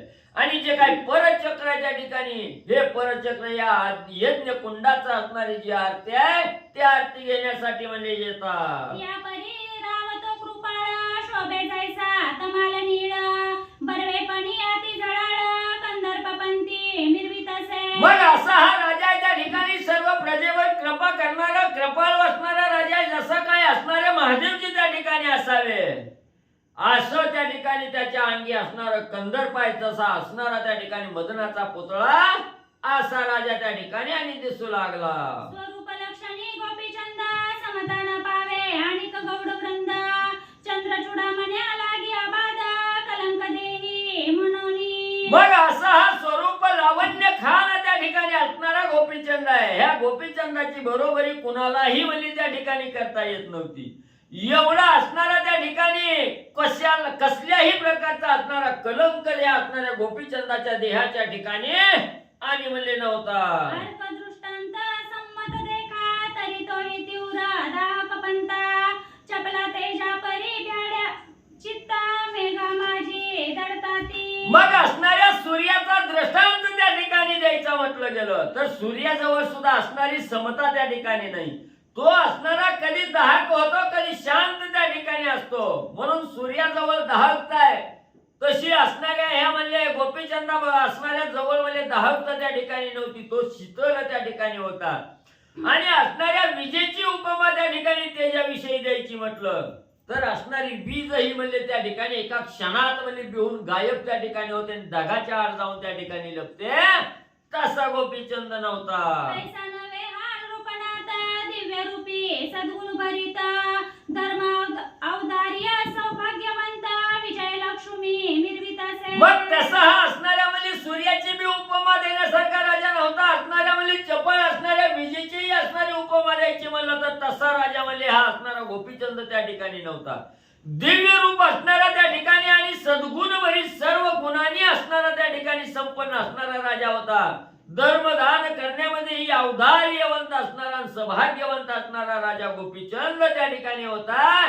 त्याच्या घरी अखंड विजयलक्ष्मी म्हणजे त्या ठिकाणी आणि मिरवत होती. मनाला प्रताप नसेल व्यक्त तरी कृतांताचे आसन पाळित धाके परचक्र आणून देता करभराते न सांगता. मग तुम्ही म्हणाल एवढा असणारा देखना दुखना सगळ्या असणाऱ्या त्या ठिकाणी संपत्तीवान असणारा त्या ठिकाणी म्हणजे राजा आहे. मग म्हणजे ह्याच्या अंगी काही युद्ध करणे एवढं म्हणजे त्या ठिकाणी प्रताप असेल का तर म्हणले त्याला असणारा प्रताप बी म्हणले त्याचा विचारायचा म्हणलं.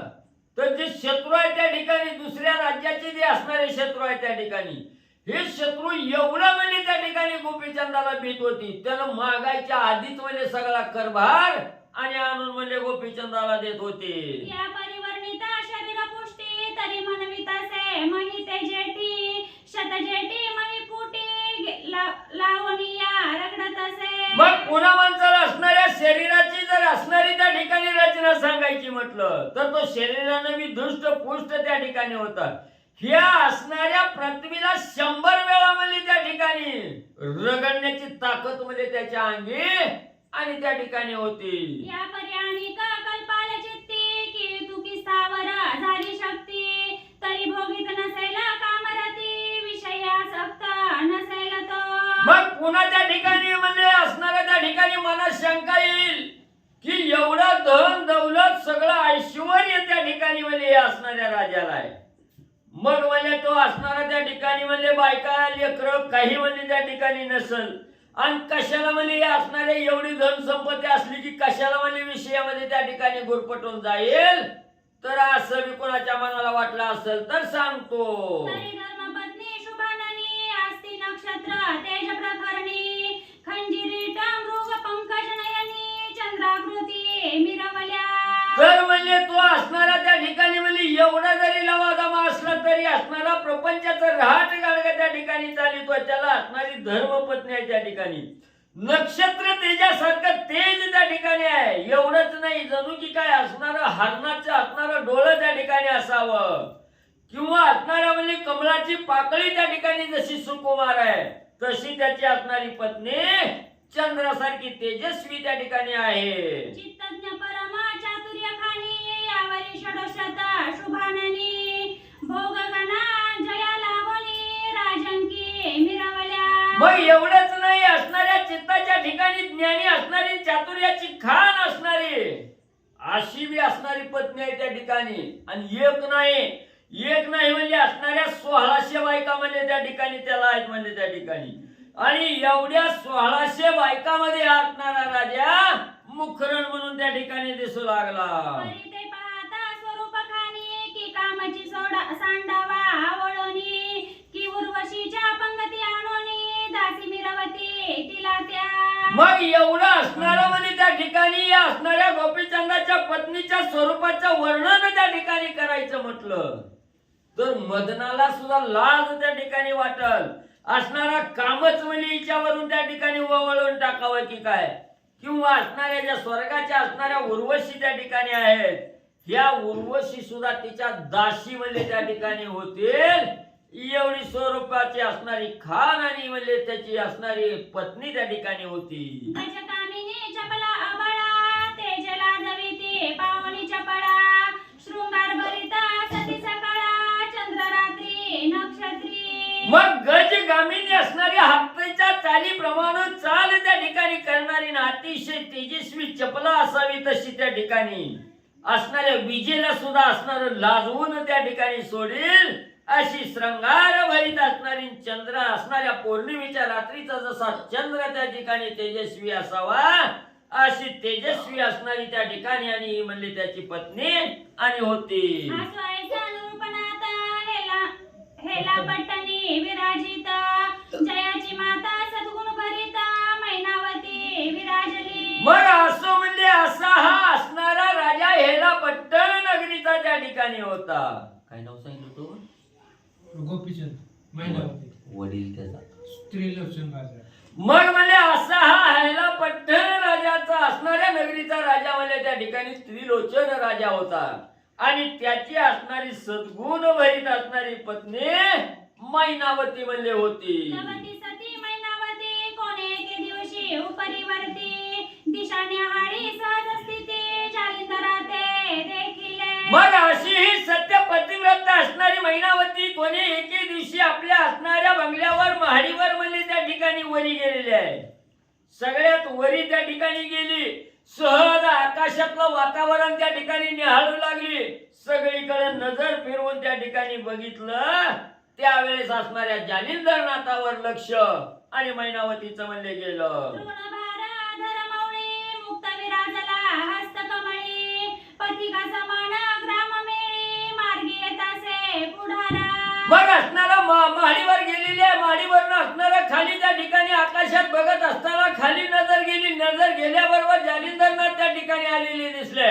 डोक्यावर गवताचा भार आहे. हात त्या भाऱ्याला त्या ठिकाणी लावला नाही. अधांतरी भार आहे आणि गावामध्ये असणाऱ्या गवताचा भारा घेऊन येत असलेले जालिंदरनाथ आणि त्या ठिकाणी म्हणजे मैनावतीनं बघितलं. परितेज पुंजा जैसा तरणी मदनाकृती स्वरूप खाणी निस्पृह निवृत्त योगींद्र मुनी देखील या तेने. मग ज्या वेळेस मैनावतीनं जालिंदरनाथाला त्या ठिकाणी बघितलं गेलं, तेज पुंज असणाऱ्या सूर्यासारखं तेज त्या ठिकाणी पसरलेलं होतं. मदनाचा पुतळा असणारा, स्वरूपाची खान असणारा त्या ठिकाणी आणि सर्व असणाऱ्या गोष्टीवर निराश त्या ठिकाणी असणारा, निस्पृह असणारा योगी आणि असणाऱ्या मैनावतीनं बघितलं. मग म्हणे मैनावती आदर भारा मौळीवरती कैसा चाले धैर्य शक्ती काय असे तयाते. मग मैनावतीनं बघितलं डोक्यावर गवताचा भार आहे, त्याला हाताने धरलेलं नाही. अधांतरी असणारा भार म्हणजे डोक्यावर त्या ठिकाणी तरंगतोय आणि एवढं म्हणजे असणारा धैर्य शक्तिवान असणारा हा म्हणजे जोगी त्या ठिकाणी दिसतोय. काहीतरी याला अवगत आणि त्या ठिकाणी म्हणजे असावं.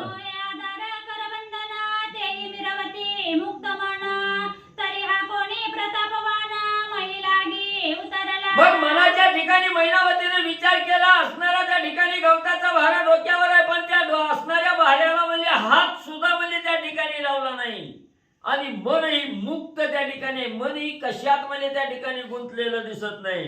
आणि तरी म्हणजे असा हा प्रतापवान त्या ठिकाणी कोणतरी असावा असा विचार म्हणजे मैनावतीनं केला. गण किंवा गंधर्व सुरवरा विरीची किंवा गंधर्व हरिहरा किंवा चस्पती उषणा थोरा प्रतापवान हासे. मग हा असणारा म्हणजे त्या ठिकाणी कोणीतरी असणारा गण गंधर्व म्हणजे त्या ठिकाणी असावा, देवापैकी कोणतरी असावा किंवा असणारा म्हणजे त्या ठिकाणी ब्रह्मदेव असावे त्या ठिकाणी किंवा महादेवजी असावे किंवा देवाचे गुरु असणारे बृहस्पती असावे किंवा म्हणजे त्या ठिकाणी दैत्याचे गुरु असणारे शुक्राचार्य म्हणजे त्या ठिकाणी एवढे प्रतापवान म्हणजे कोणीतरी अवताराला आलेले असावे.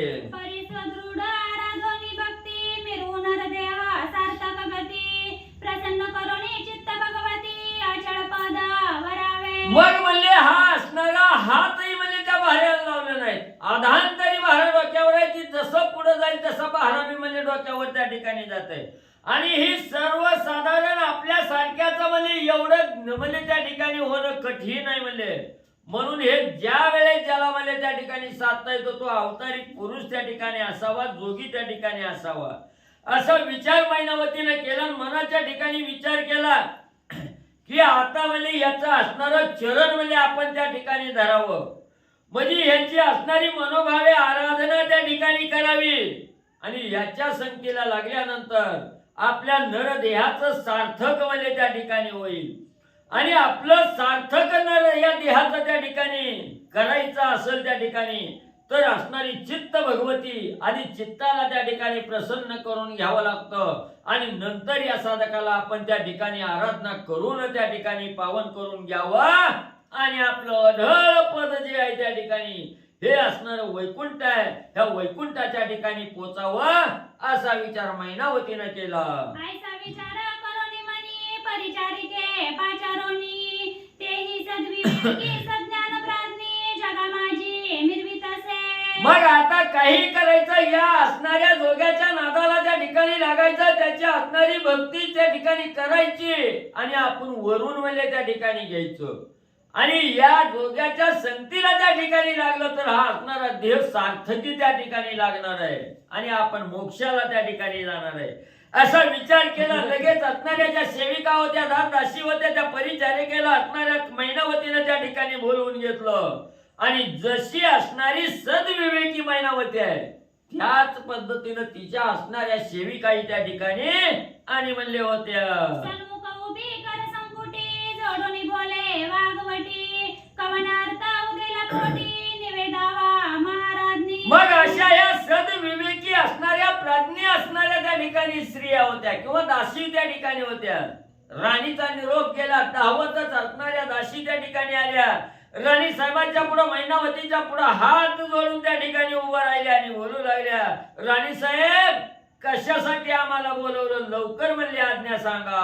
म्हणे ओ गजगामिनी अर्थवदेला माझे मनी परिप्राण जीवित व रक्षोनी कार्य आपुले साधावे. मग असणारी मैनावती सांगू लागली, बायानो तुम्हाला बोलवायचं कारण माझ्या मनामध्ये एक इच्छा त्या ठिकाणी उत्पन्न झाली. माझ्या मनाला एक विचार त्या ठिकाणी आला की आपलं हे असणारा जीव आहे, या जीवामध्ये जो असणारा प्राण आहे त्या प्राणाचं रक्षण त्या ठिकाणी करायचं किंवा आपला जीव त्या ठिकाणी रक्षण करायचा आणि आपलं कार्य म्हणजे त्या ठिकाणी साधायचं, ज्याच्यात आपलं हित आहे ते हित आज साधायचंय त्या ठिकाणी, म्हणून म्हणजे तुम्हाला बोलवलं. आता तू काय करीत नाही का? श्री गणेशाय नमः. श्री प्रभू रामचंद्राय नमः. हे म्हणे ओ गजगामिनी अर्थवदेला माझे मनी परिप्राणी जत्व रक्षोनी कार्य आपुले साधावे. प्रकट होता ती वार्ता परम पडे लक्षोभा चित्ता मग त्या उदका प्रवाही वाहता परम संकट मिरवेला. कथेचं अनुसंधान मैनावती आपल्या दासीला सांगू लागली, मी जी तुला काम सांगणार आहे ते काम अतिशय गुप्तपणानं करायचं, ते काम कोणालाही सांगायचं नाही आणि ते असणार अतिशय सूक्ष्म पद्धतीने, कोणाला काही न बोलता मी जे काम सांगेन ते काम करावं असं ती राणी मैनावती सांगू लागले. मनोनी गोप्य धरुनी वचन कार्य मांदुसा सोडी जे संधान मग देवर नेतास भाग्यपण अंबर ठेंगणे वाटत असे. म्हणून ऐका, मी जे काय तुम्हाला काम सांगेल, एखादं कार्य सांगणार आहे जे माझ्या मनामध्ये आहे ते कार्य करत असताना ते कार्य कोणालाही सांगायचं नाही. गुपचूपपणानं शांत पद्धतीने मी जसं काम सांगेल ते काम तुम्ही करा असं ती राणी बोलू लागले. म्हणून तिने गुणी तर्जनी कुणी दाविले तिथ लागुनी कोण येत प्रविष्ट तरणी मौळी रण वाहोनिया. मैनावतीनं आपल्या दासीला सांगितलं, उपरीवरती चढून बघ म्हणली, ती माणूस येतोय, व्यक्ती येतोय आणि त्याच्या डोक्यावरती गवताची मुळे, पण ती आधांतरी आहे, त्याला कशाचाही आधार नाही. मग तो माणूस कोण आहे, कुठला आहे, कुठून आलेला आहे, त्या माणसाची सगळी माहिती घेऊन ये आणि मला सांग. तेव्हा ती कुण परिचारिका पाहती झाली जालिंदर विवेका तो मौळी बार दर देखा सवे सवे चालत असे. आणि ज्यावेळेस मैनावतीनं खुणावून सांगितलं, जालिंदराकडे बोट दाखवलं की बघ तो असणारा व्यक्ती, त्या असणाऱ्या त्याच्या डोक्यावरती आधांतरी गवताचा भार आहे, असं ज्यावेळेस परिचारिकेनं पाहिलं तिलाही त्या ठिकाणी आश्चर्य वाटलं. ते पाहून या दृष्टी विस्मय करी आपुले पोटी मने माय ओ पर्व दुर्जटी योग सिद्धी असे हा. ज्या वेळेस मैनावतीने विचारलं की ते असणाऱ्या व्यक्तीकडे पहा, तू कोण आहे, त्याच वेळेस त्या दासीनं त्यांच्याकडे पाहिलं, तिलाही आश्चर्य वाटलं मनामध्ये आणि सांगितलं कोणीतरी सिद्ध असावा, योगी असावा, अशा प्रकारे मैनावतीला दासी सांगू लागले. गणकवर्ण बालार्क किरणी महिमिरत असे योग प्रयत्नी तरी हा सर्व भूलोक प्राणी सहसा येत असे जननी. आणि त्यावेळेस दासीने सांगितलं त्याचं असणारं तेज बालार्क किरणासारखं आहे, तेजस्वी आहे, सुंदर आहे, असा असणारा योग प्राज्ञ आहे, कोणीतरी सिद्ध आहे, योगी आहे, असं ते दासी सांगू लागले. सत्यलोक भूलोक तपोलोक तयाचे गमने शोभती देख स्मरारी की स्मरण जनक महिलागी उतरला. दासीने सांगितलं तू असणारा सत्य लोकामध्ये म्हणजे स्वर्गामध्ये, पाताळामध्ये आणि मृत्यू लोकामध्ये, तिन्ही लोकामध्ये फिरणारा तो आहे. एकतर महादेवाचा अवतार असावा किंवा भगवान श्री विष्णूचा अवतार असावा असं ते दासी सांगू लागले. तरी माया हो एक वचन सलील भक्ती आराधून तै चित्त भगवती प्रसन्न करून कल्याण दरी रिगावे. आणि त्या दासीने सांगितलं, ऐका म्हणले, आता हे असणारा योगी साधक सिद्ध आहे आणि याची असणारी भक्ती करावी, भक्ती करून त्याची जी काही चित्त भगवती आहे ती प्रसन्न करून घ्यावी असं सांगतात. जैसे दुर्वाने अडळपण जिंकून हरिला सकळ भेद जन्म मृत्यूचे दडबंधन मुक्त केले जननी. ऐका आई साहेब, महाराणी साहेब ऐका, जसं ध्रुवानं आढळ पद प्राप्त केलं, भगवंताची भक्ती केली आणि ती असणारा ध्रुव आजही अमर आहे, चिरंजीवी आहे. तशा पद्धतीने तुम्ही या असणाऱ्या योग्याची भक्ती करा, याला प्रसन्न करून घ्या, जीवनाचं सार्थक होईल. दासी राणीला सांगू लागले, तनये दास दासी ओपुने शाश्वत पुरुषाशी चिरंजीवी प्रसाद ओपिसी देहासी अचळमयी ते वर्तावे. तशा पद्धतीने तुम्ही काय करा, असणारा ह्या नाथाची भक्ती करा, या योग्याची भक्ती करा, त्याला प्रसन्न करा आणि त्याचा जर प्रसाद तुम्हाला मिळाला तर चिरंजीव पद तुम्हाला प्राप्त होईल, असं ती दासी सांगू लागले. ऐसी परिचारिकेची युक्ती ऐकून बोले मैनावती, म्हणे माय ओ तरुणी आरती चित्त स्वरूप करावे. आणि अशा पद्धतीने परिचारिकेची जी काही दासी होती ते दासीचं बोलणं ऐकल्याबरोबर मैनावतीला सुद्धा आनंद वाटला. दासीकडे एवढं ज्ञान आहे आणि त्या दासीच्या मनामध्ये जे होतं तेच मैनावतीच्याही मनामध्ये होतं, म्हणून तिचं बोलणं ऐकलं आणि मैनावतीला आनंद वाटला. एवढा प्राथमिक ज्ञानी वस्तीस राहतो कोणी स्थानी, तितके गुज गोचर करुनी लगबगे येईगा. मैनावतीनं त्या दासीला सांगितलं, ठीक आहे, तू जसं म्हणशील तसं आपण करू, पण आता त्या असणाऱ्या योग्याच्या पाठीमागे जा, ती कुठं राहतंय, त्याचं असणारं राहण्याचं ठिकाण कुठं आहे ते बघ आणि बघून येऊ ना मला सांग. अवश्य मनोनी परिचारिका जाती झाली सदैविका, तव तो संचारुनी ग्राम लोका घोदर ते पाहतसे. आणि ती परिचारिका जालिंदरनाथाच्या पाठीमागे निघाली की कुठं मुक्काम करणार आहे, कुठं राहणार आहे ते बघण्यासाठी त्यांच्या पाठीमागे निघाली. आणि जालिंदरनाथ गावामध्ये आले आणि गायीचा असणारा गोठा किंवा अनेक गायीचा समूह कुठं दिसतंय का पाहू लागले. तवती गोधने ग्रामवाटी अपर जाती असती चव्हाटी, तृण सोडूनी ते थाटी संपंथी ते तगमतेसे. आणि त्यावेळेस जालिंदरनाथांनी पाहिलं की एका गावाच्या चौकामध्ये चव्हाट्यामध्ये अनेक गायी होत्या आणि त्या असणाऱ्या गायीच्या समोर ते गवताची पिंडी जालिंदरनाथांनी टाकली आणि आपापल्या मार्गानं पुढे निघाले. तवती दासी मागे मागे जात असे लगबगे, मग गंध गल्ली कुछळ योगे जाऊन या बैसला. आणि या मैनावतीनं पाठवलेली दासी त्या जालिंदरनाथाच्या पाठीमागे निघाली.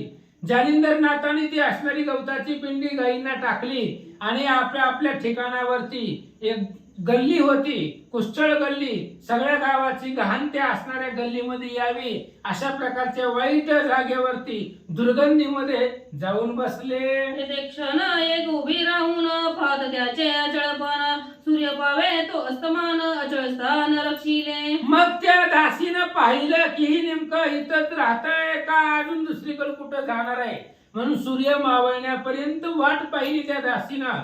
तर तो असणारा जालिंदरनाथ त्याच ठिकाणी कुच्चळ जागी दुर्गंधीमध्ये राहत होते असं त्या दासीनं पाहिलं. मग ती उनी वाता प्रती पूर्ण झाली सांगाती, अमुकस्थानी चित्त भगवती प्रसन्न चित्ती स्थिरावले. त्याच वेळेस ती दासी माघारी आली, मैनावतीला भेटली आणि मैनावतीला सांगितलं, राणी साहेब, हा जो जालिंदरनाथ जो योगी आहे, तुम्ही मला ज्याच्यासाठी पाठवलं तो असणारा योगी एका दुर्गंधीमध्ये वाईट अमंगळ ठिकाणी राहतोय असं दासीनं सांगितलं. उचित जागा दुर्गंध युक्त मायव असे सर्व एकांत, तया स्थानी पिशाच वस स्वस्ती लागी ठिकाण. ऐका म्हणले आई साहेब, अतिशय वाईट जागा आहे, दुर्गंधी आहे त्या ठिकाणी, वास येतोय त्या जागेचा आणि अशा जागेमध्ये तू राहतोय भूतासारखं पिशाच सारखं एकांतामध्ये त्या, कारण त्या जागेत दुसरं कोणी येणार नाही. वाईट जिथं घाण वास येते तिथं लोक कशाला जाऊन बसतात, लोक एसी मध्ये बसणार. अशा प्रकारचं दुर्गंधीमध्ये बसलेला तो असणारा व्यक्ती आहे ज्याच्यासाठी तुम्ही पाठवलं, अशा प्रकारे दासी मैनावतीला सांगू लागले. चेतन राहे श्वन सुकर कर्मद कुवेद गंध पार, वस्ती विराजुनी पिशाचर वल्लगते वदतेसे. अहो राणी साहेब, काय सांगायचं, जिथं डुक्कर राहत नाही, जिथं कुत्रा राहत नाही तिथं तो माणूस राहतोय. जिथं अशा प्रकारचे प्राणी सुद्धा राहणार नाही एवढ्या दुर्गंधीमध्ये आणि वाईट जागेमध्ये तो असणारा व्यक्ती तुम्ही ज्याच्या पाठीमागं पाठवलं तो जाऊन त्या जागेमध्ये बसलेला आहे असं दासीनं मैनावतीला सांगितलं. ऐसे कोणी ते जीवानी मने स्थिर हो शुभाननी रहित होता जनसंबोध यामिनी मग जाऊ दर्शना. आणि अशा पद्धतीने त्या दासीचं बोलणं ऐकलं. मैनावतीने विचार केला आणि सांगितलं आता गप बस म्हणली, दिवस आहे, जरा दिवस मावळू दे, संध्याकाळ होऊ दे, मग संध्याकाळी सगळे झोपल्यानंतर पुन्हा आपण त्या योग्याच्या त्याच्या दर्शनाला जाऊ असं मैनावती बोलू लागले. अवश्य म्हणून परिचारिका मग मध्यायामिनी सद्विवेका उत्तम फळ ठेवून तबका षडोरणे मिरविले. आणि मग त्या परिचारिकेनं सांगितलं ठीक आहे, तुम्ही म्हणताय रात्री जायचं तर रात्री जाऊ. मग असणारी ती आपापल्या घरी आली. मध्यरात्र झाली. मध्यरात्र झाल्यानंतर पुन्हा असणार पंचपक्वान्नाचं जे काही पदार्थ होत ते पदार्थ एका ताटामध्ये त्या दासीनं भरले. काळी कांबळी गुंतुनी बुंदी परिचारिका मैनावती येत्या झाल्या स्थान एकांती लक्षणीय महाराजा. आणि ती असणारी परिचारिका मध्यरात्री मैनावतीकडे गेल्या. मैनावती आणि ती दासी दोघी जणी त्या असणाऱ्या जिथं जालिंदरनाथ राहिले होते त्या कुशल जागेमध्ये तिथपर्यंत येऊन थांबल्या. सिद्धराया मुनी परमहंसाच्या अवानुवनी मोक्षमुक्तीच्या ग्रहणार्थ ध्यानी बैसला से महाराजा. आणि त्या नाथाला पाहिलं ह्या मैनावतीनं. पाहिल्यानंतर तो असणाऱ्या एकांतामध्ये त्या ठिकाणी बसलेला आहे. मोक्ष मुक्तीचा मार्ग ध्यानामध्ये आणून भगवंताचं ध्यान करत बसलेला या दोघीनं पाहिला. मग त्या उभया सहित युवती जाऊन लोटल्या पदावरती मृग कमळ प्रेम भरिती पद कमळी ओपविती. आणि या दोघीही गेल्या ही असणारे जालिंदरनाथ भगवंताचं एकांतामध्ये भजन करत नामस्मरण करत बसलेले होते. आणि या दोघीही तिथं गेल्याबरोबर जालिंदरनाथाच्या पायावरती साष्टांग दंडवत घातला. सम्मुख जोडून उभय कर सप्रमे भक्ती वागचूर चातुर्य गंध अमलान अपार समर्पिली लाखोली. मग सन्मुख जालिंदरनाथाच्या पुढे उभे राहिले, हात जोडल्या. मग जे काय असणारे फुलं आणलेली होती, बेलाची पानं आणलेली होती ती सगळी त्यांच्या पायावरती त्या असणाऱ्या परिचारिकेनं आणि मैनावतीनं अर्पण केले. म्हणती महाराजा सर्वज्ञ राशी त्रिविध ताप उभय उद्देशी ते तुदाईले जीवत्वासी मोक्ष मांडूसा जाणून या. आणि त्यावेळेस दासी आणि मैनावती बोलू लागले, महाराज तुम्ही सर्वज्ञ राशी आहात. त्रिविध ताप आहे, आध्यात्मिक, आदिदैविक आणि आदिभौतिक, हे त्रिविध तापाची झाली बोलावण.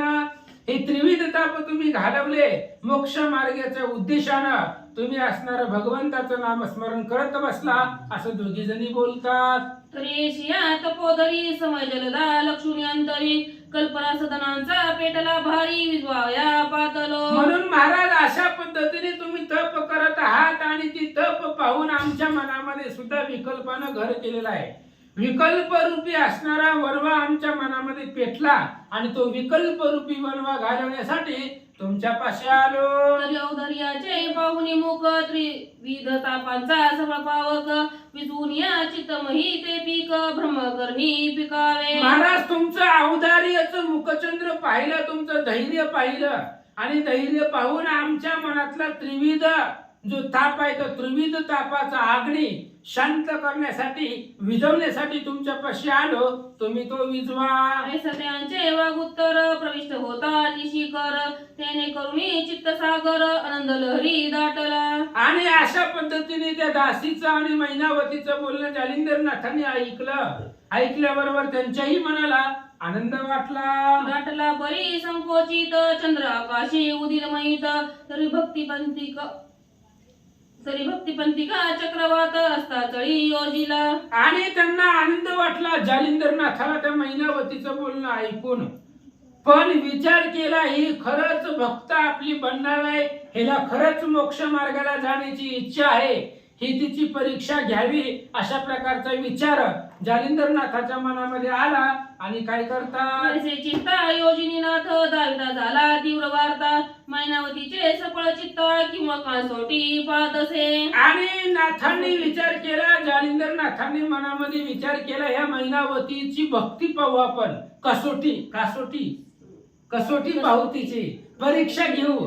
आणि परीक्षा घेऊन बघू त्या परीक्षेमध्ये उत्तीर्ण होती का नाही असा विचार केला आणि काय करतात पिशाच चेष्टा उद्दमनीती अभावनिया सुदुर्युक्ती मईचे पाषाण हाती कळवनिया जुगारी. आणि ज्या वेळेस या दोघी जवळ आले त्यावेळेस जालिंदरनाथाने तीव्रतापणा दाखवली. जी शांत होते त्यांनी मनामध्ये राग आणला आणि उगच वेड्यासारखं भूतासारखं ते आसपासची दगड उचलली आणि दगड घेऊन त्या दोघीच्या अंगावरती दगड फेकू लागले. शुभवाणी करुणी वल्गन भंगू बाहे चित्त प्रेमा मेघौदर्याच्या दुर्गुणा पाषाण कारका ओसंडी. आणि तोंडाने वाईट बोलू लागली त्या दोघींना, अशुभ बोलू लागले, हाताने त्या जमिनीवरची दगड त्या दोघीवरती मारू लागले आणि अशा प्रकारचं चरित्र किंवा लाघव जालिंदरनाथ करू लागले. ते जाय धैर्यवंत निचळ अर्गरी योजुनी चित्त मैयाचे हस्ते मृत्यू आल्या मोक्ष वरील मी. पण मैनावतीनं निश्चय केलेला होता, निश्चय करून आलेली होती आणि ज्या वेळेस जालिंदरनाथ दगड मारू लागले त्यावेळेस मैनावतीनं ठाम निर्धार केला, जर ह्याच्या हातून मेले तर मोक्षाला जाणार आहे, उद्धार होईल, अशा प्रकारचा विचार मैनावती करतात.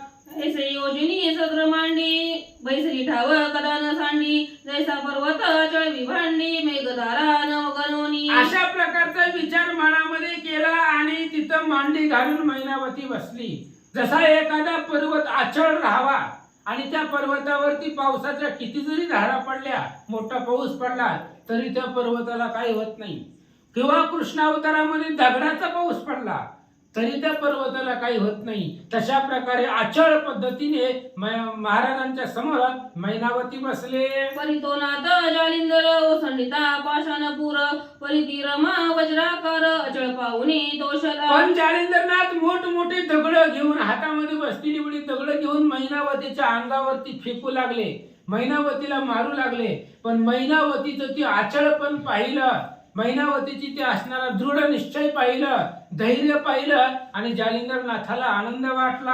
हस्ते सांडुनी पाषाण झाडी म्हणे कोण तू सांग गोरटी किमर्थ जी माझी पृष्टी लाग पाळली केवी त्वा. आणि मग ज्यावेळेस तिचं धैर्य पाहिलं त्यावेळेस जालिंदरनाथाला आनंद वाटला.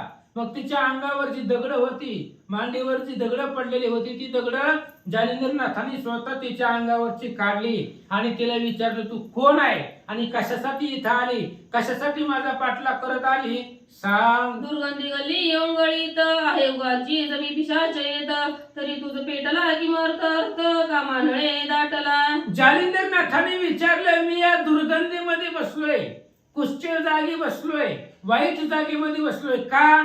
इथं कोणीही येणार नाही, मला त्रास द्यायला, डिस्टर्ब करायला, अडचण करायला कोणी येणार नाही. वाईट जागेमध्ये कोण चाललंय? वास येणाऱ्या जागेमध्ये, म्हणून मी ही जागा निवडली. पण तू इथं आली, मग तुझ्या मनामध्ये काय कामना आहे, इच्छा आहे, मला सांग. कवन कोणाची नितिंबिनी वेगी वधवो शुभाननी आम्ही तपी लक्ष ध्यानी लक्ष पंगाया काली. आणि तू कोण आहे, कुणाची पत्नी आहे, कशासाठी इथं आलीस, काय तुझ्या मनामध्ये? आम्ही अलक्ष लक्ष करतो, म्हणजे भगवंताचं नामस्मरण करतो आणि आमचं लक्ष भंग करण्यासाठी तू इथं का आली, असं जालिंदरनाथ विचारू लागले. यावरी म्हणे ती महाराजा त्रिलोचन राज विजय ध्वज त्यांची कांता सर्वज्ञ व भोजा धर्मपत्नी मी असे. यावेळेस तिने सांगितलं, महाराज या ह्याला पट्टण नगरीचा राजा त्रिलोचन नावाचा राजा आहे आणि तो असणाऱ्या त्या राजाची मी पत्नी, त्या राजाची असणारी धर्मपत्नी मी आहे, असं मैनावती सांगतात. असे परीची योगद्रुमा काळे बक्षुनी पती उत्तमा माते केले पलवंगमा जगा माझी मिरवावया. ऐका म्हणले महाराज, त्रिलोचन राजा या ह्याला पट्टण नगरीचा राजा होता, त्याच्याकडे ऐश्वर्य होतं, सगळी संपत्ती होती, पण शेवटी काळानं घाला घातला आणि माझा नवरा मेला, तो काळाच्या अधीन गेला आणि मला या जगामध्ये एकट्याला सोडलं, मला अनाथ सोडलं आणि माझा नवरा मला सोडून गेला, असं मैनावती सांगते. ऐसे परी योग जेती काळ चक्र पाहुनी राहटी मग भर्यात उदक पाहुनी कोटी पश्चातापी मिरविले. ऐका महाराज, मी कशासाठी आले, तुमच्याकडे येण्याचं काय कारण आहे ते सांगते. म्हणले काळ चक्र आहे आणि काळ कृपाळू नाही, काळ ही प्रत्येकाच्या पाठीमागे लागलेला आहे आणि काळ ही प्रत्येकाला मारणारच आहे आणि त्या काळाच्या भीतीला किंवा काळाला पाहून मी तुमच्या पाशी आले असं मैनावती बोलतात. काळेपतीची गेली गती तैसीची करील मम आहुती तरी मानव सन्निपाती असते की माते होईल का. म्हणून ऐका, काळानं माझ्या असणाऱ्या नवऱ्याची गती केली म्हणजे काळानं त्याला नेलं, तो मेला. त्याच्यानंतर ना मी सुद्धा मरणार आहे, मीही काळाच्या अधीन जाणार आहे. मग ह्या देहाचं सार्थक होणार नाही, देहाचं काहीतरी सार्थक व्हावं आणि चिरंजीवता देहाला प्राप्त व्हावी म्हणून मी इथं आले असं मैनावती सांगते. येरी म्हणे तद उभरता पाहुणे लया त्वरिता कवन आश्रमी काळच रचिता लोटसी तू जननीये. त्याच वेळेस लगेच त्याने विचारलं, म्हणली तुमचा असणारा पती मेला, त्रिलोचन राजा मेला असं तुम्ही सांगतात, मग तू आता कुठं राहते, कुठं असणार तुझं ठाव ठिकाण आहे असं जालिंद्रनाथ विचारतात. येरी म्हणे ओ सदैव भरिता सुत एक आहे प्रपंच येरू म्हणे कवन अर्था प्रपंच राहटी चालवी. आणि लगेच जालिंद्रनाथाने विचारलं, आता नवरा मेलाय म्हणताय, मग तुम्ही कुठं राहताय, कोणाच्या आश्रयानं राहता. त्यावेळेस त्या मैनावतीने सांगितलं, एक मुलगा आहे मला आणि तो असणारा त्याचं नाव गोपीचंद आहे आणि तो एक असणारा मुलगा अतिशय बलवान आहे, सर्व संपत्ती त्याच्यापाशी आहे. जालिंद्रनाथाने विचारलं कसा राहतो ते सांग. तवती म्हणे गौड बंगाला राजसदनी देश विपुल तयाजन प्रगोपीचंद मूल दास तुमचा विराजे. त्यावेळेस मैनावतीने सांगितलं, हे गौड बंगाल नावाचा देश आहे आणि या देशामध्ये हेलापट्टण नावाचं नगर आहे, त्या नगरीचा राजा आणि ह्या गौड बंगाल देश सुद्धा त्याच्या अधीन आहे. अशा प्रकारचा असणारा माझा मुलगा गोपीचंद आहे, पण तुमचा दास आहे, सेवक आहे मैनावती सांगते. पर्यासो कर्म राहटी कृतांद उद्देशी पाटी मोळीची भार निवटी कृपा जनी करून या. असं म्हणले असू द्या, अशा पद्धतीने तो त्याचं जीवन जगतोय संपूर्ण. या त्या ठिकाणी गौड बंगालचा राजा आहे, पण आता ही काळ आहे, किती जरी मोठा असला माणूस तरी काळ प्रत्येकाला घेऊन जातो. जसं गोपीचंद राजाचे वडील काळाच्या अधीन गेले तसं माझा मुलगा जाऊ नये म्हणून तुमच्याकडे आले मैनावती सांगते. कैसे कोणी तिचे वचन म्हणे कृतांत पाश दृढबंधन कैसे तुटे गे मग पिशाचन तू गाय जाणीतले. त्या मैनावतीचं बोलणं ऐकलं जालिंदरनाथाने सांगितलं, कृतांत पाशाय, यमाचं पाशाय. यमानं मरणानं आजपर्यंत कोणाला सोडलेलं नाहीये, प्रत्येकाला जो जो जन्मालेला आहे तो मेलेलाच आहे. मग तूच अमर व्हायची स्वप्न कशी बघते असं जालिंदरनाथ विचारतात. तरी आता क्षण उभी न राही वेगी आपुल्या सदना जाई तव सुता कळता अनर्थ प्रवाही मती त्याची मिरवेल. ऐक म्हणले, एकतर मध्यरात्रीचा टाइम आहे, यायचं तर दिवसा यायचं होतं, तू आली मध्यरात्री. ती तू एका राजकुमाराची माता आहे आणि मध्यरात्री इथं माझ्या आश्रमामध्ये जिथं मी राहतोय तिथं तू आली, त्यामुळे तू निघून जा. हे जर तुझ्या मुलाला कळलं तर त्याची मती बदलेल, त्याच्या मनामध्ये विकल्प येईल. अशा प्रकारे जालिंदरनाथ सांगतात. ऐसे बोलता सांगोपांग तो मित्र उदयाचा पहिला मार्ग मग नमस्कारून या स्वामी सवेग सदनाप्रती पातली. अशा पद्धतीने बोलले. कसं तरी तिथं रात्र घालावी, सूर्य उगवल्याबरोबर मैनावती पुन्हा आपल्या राजमहालाकडं माघारी घरी आले. पातली परी अर्थवियोग चित्त सरिती दाटला भाग आधी तळमळे प्रसाद मार्ग कृपावरणी भेटावया. घरामध्ये आली, दिवसा आली, रात्रभर तिथं त्यांची सेवा केली, त्यांच्यापाशी बसली आणि रात्री मैनावती दिवस उजळल्याबरोबर घरी आली, आपल्या महालामध्ये राहिली. पण जोपर्यंत पूर्ण दिवस आहे तोपर्यंत तिच्या डोक्यामध्ये एकच विचार होता, रात्र झाली की पुन्हा महाराजाच्या दर्शनाला जाऊ. एची तळमळे दुःख व्यथा तो दिनकर लोटला असता होता चंद्र विकास ती वनिता विकासली आनंदे. आणि तळमळ करू लागली, दुःख करू लागली. अजून महाराजांनी आपल्याला आशीर्वाद दिला नाही, प्रसाद दिला नाही म्हणून रात्र होण्याची वेळ पाहू लागली. तेवढ्या वेळामध्ये रात्र झाली, चंद्र उदय झाला, चंद्राचा प्रकाश पडला आणि तिला मैनावतीला आनंद वाटला.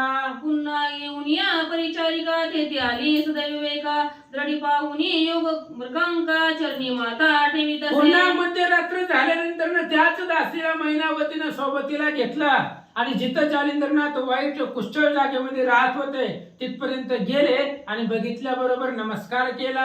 सलग भक्तीची करुणी दाटी सद्र चरणी घातली मिती पद कळवळणी हस्तपुटी पद चोरीत प्रेमाने. मग भाव भक्ती प्रेमानं त्यांच्या असणारं दर्शन घेतलं. त्यांचे पाय आपल्या हातानं दाबू लागले.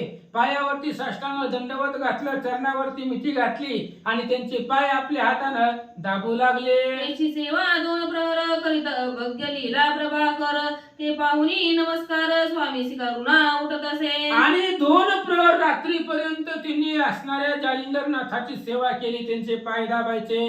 त्यांच्या असणाऱ्या त्या ठिकाणी पायाची सेवा 2 प्रहर पर्यंत केली. त्यावेळेस जालिंदरनाथाच्या मनामध्ये तिच्याबद्दल कृपा निर्माण झाले. पुन्हा येऊन या सदनी आचर्य आपुली प्रपंचराणी अस्त होतासी वासर म्हणी स्वामीसी जाऊनी लक्षित असे. आणि सकाळ झाल्यानंतर पुन्हा ते आपल्या राजमहालाकडे येत होते. आणि संध्याकाळ झाली मध्यरात्र झाली की त्या दासीला घेऊन पुन्हा मैनावती जालिंदरनाथाच्या दर्शनाला जात होती. असा रोजचा नित्यक्रम तिचा सुरू झाला. उदय दाऊनी प्रेमा सेवा करीत असे मनोधर्म परिसेवा करीत असा षटमास उगम दिन लोटुनी गेले पै. अशा पद्धतीने रोज रात्री मध्यरात्री मैनावती जात होती. जालिंदरनाथाची सेवा करत होती आणि सकाळी सकाळी सूर्य उगवण्याच्या आतमध्ये आपल्या महालाकडे येत होती. अशी दररोज सेवा करत होती. अशी सेवा करता करता 6 महिन्याचा कालावधी निघून गेला. या परी कोणी एके दिवशी काळुकी दाटली अपरमयीसी परिसेवा करावयासी पातली नित्य नियमाने. असं म्हणजे कोणी एक दिवस काळोखाची दाट अपार अशा प्रकारची रात्र काळोख रात्र झाली. अंधार गुडधूप पडलेला होता. पुढे काही दिसत नव्हतं.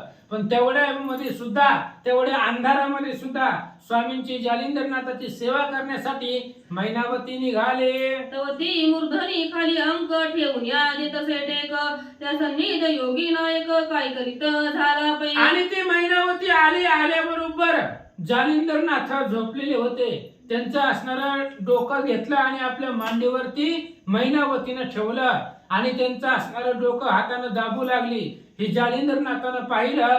काय करतात माईक सबळ करुनी भ्रमर रुंजी घाली तेवर न कळता येऊनी महीवर अंका खाली रिघाला. जालिंदरनाथाने मैनावतीची परीक्षा घ्यायचं ठरवलं. मैनावतीनं जालिंदरनाथाचं शिर मुंडकं आपल्या मांडीवरती घेतलं. जालिंदरनाथाने मायेचा भ्रमर केला. भुंगा जमिनीवरती सोडला आणि तो भुंगा मैनावतीच्या मांडी खाली येऊन थांबला. ऐसे करुणी अवस्थेत आपण गाढ झाले निद्रस्त चलन वलन सांडून स्थित कंठी घोर वाजवी. अशा प्रकारचं चरित्र जालिंदरनाथांनी केला. मायेचा भुंगा निर्माण केला आणि आपण त्या मैनावतीच्या मांडीवरती डोकं ठेवून झोपले. एवढे गाढ झोपले की असणाऱ्या घोरण्याचा आवाज कंठामधून बाहेर येत होता. एवढे गाढ झोपीमध्ये गेले. तव तो षटपद जाणू परी पडून निघाला नेट उपरी ग्रीवे चढूनी जालिंदरा परी सुचविले अर्थाते. आणि तो असणारा जो भुंगा होता जालिंदरनाथाने निर्माण केलेला तो भुंगा मैनावतीच्या मांडी खाली शिरला आणि तो भुंगा मैनावतीची मांडी पोखरून मांडीमधून वर आला आणि जालिंदरनाथाच्या मानेला दंश केला. म्हणजे त्यांना सांगितलं की ह्याची पूर्ण मांडी पोखरून वर आलो असं सूचनेनं त्या भुंग्यानं नाथांना सांगितलं. तव तो लगबगे अति त्वरित उठून असते पाहे ग्रीवेत ग्रीवा पाहोनी सती अंकात दृष्टी करी महाराजा. आणि त्यावेळेस लगेच जालिंदरनाथाला काहीतरी चावल्यासारखं जाणवलं. त्यांची झोपमोड झाली. ती उठून बसले आणि उठल्याबरोबर लगेच त्या मैनावतीच्या मांडीकडे त्यांचं लक्ष गेलं. कशी दिसली अंक फोडून या पडे छिद्र रुधिर दाटले मया पार ते पाहून या जालिंदर धैर्य बळ ओळखिले. आणि त्या असणाऱ्या मैनावतीची मांडी पोखरून मांडीमधून तो असणारा भुंगा बाहेर आलेला होता. मांडीला छिद्र पडलेलं होतं आणि त्या असणाऱ्या तिथून सगळं रक्त वाहू लागलेलं होतं. तरी सुद्धा त्या मैनावतीनं आपली जागा सोडली नाही. मांडी हलवली नाही. का तर नाथांची झोपमोड होईल. तिचं धैर्य बळ जालिंदरनाथांनी ओळखलं आणि तिच्यावरती प्रसन्न झाले. मग सहज कृपेची करोनी दृष्टी मोळी कुरवाळी कृपा जेटी मग तारक मंत्र कर्णपोटी उपदेशला तत्काळ. मग लगेच तिच्यावरती कृपा आली. डोक्यावरती हात ठेवला आणि मग असणारा जो काही मंत्र आहे तो मंत्र असणाऱ्या त्या मैनावतीच्या कानामध्ये गुरुमंत्र दिला असं सांगतात. मंत्र उपदेश उपिता कानी गुण व्यक्त दाविली संजीवनी तेने गुणे पारायणे ब्रह्म व्यक्त झालेसी. आणि जालिंदरनाथाने त्या मैनावतीच्या कानामध्ये मंत्राचा उपदेश केला आणि संजीवनी असणारा मंत्र तिला सांगितला. त्यावेळेस तिची असणारी दृष्टी बदलली गेली आणि जशी जालिंदरनाथाची दृष्टी आहे पूर्ण त्या ठिकाणी ब्रह्मपणा तिला प्राप्त झाला. किंबहुना चराचरी जीवती तुका संगम स्थावरी ब्रह्म गुणापासून आकारी ब्रह्मदृष्टी हे लावे. मग जशी असणारी साधूची असणारी दृष्टी असते तशा पद्धतीची दृष्टी त्या असणाऱ्या मैनावतीची झाली. ह्या पृथ्वी तलावरती चर आणि अचर हलणार न हलणार अशा प्रकारचं स्थावर आणि जंगम प्रत्येकाच्या ठिकाणी तिला असणारा ब्रह्मरूप ही सृष्टी दिसू लागली आणि ब्रह्मरूप दृष्टी तिला प्राप्त झाले. ऐसा होता चमत्कार मग मौली ठेवी चरणावर म्हणे महाराजा सगळा व्यापार आजी मिरवला सुगमत्वे. आणि अशा प्रकारचा चमत्कार झाला. तिची असणारी वृत्ती ब्रह्मरूप झाली, दृष्टी ब्रह्मरूप झाली. जालिंदरनाथाने पाहिलं मग तिच्या डोक्यावरती कृपेचा हात कृपारूपी हस्त जालिंदरनाथांनी ठेवला. या परी तो कृपाळ मोक्षदायी आणि का करिता झाला करणी मंत्र प्रयोगे संजीवनी ते देही प्रेरित असे. आणि लगेच त्यावेळी असणारा कृपाळू मोक्षदानी मोक्ष देणारे जालिंदरनाथ कृपाळू असणारे त्यांनी दुसरं एक असणाऱ्या त्या मैनावतीवरती संजीवनी मंत्र म्हटला गेला आणि संजीवनी मंत्रानं त्या मैनावतीचा देह अमर केला, चिरंजीव केला. जी निर्जीवत्व उठविल जी जीवत्व काय न करील असो मैनावतीस मरवेल देई देव कोणिया ठेविल. आवळ्या असणाऱ्या जालिंदरनाथाकडे मेलेल्या माणसाला उठवण्याचं सामर्थ्य आहे.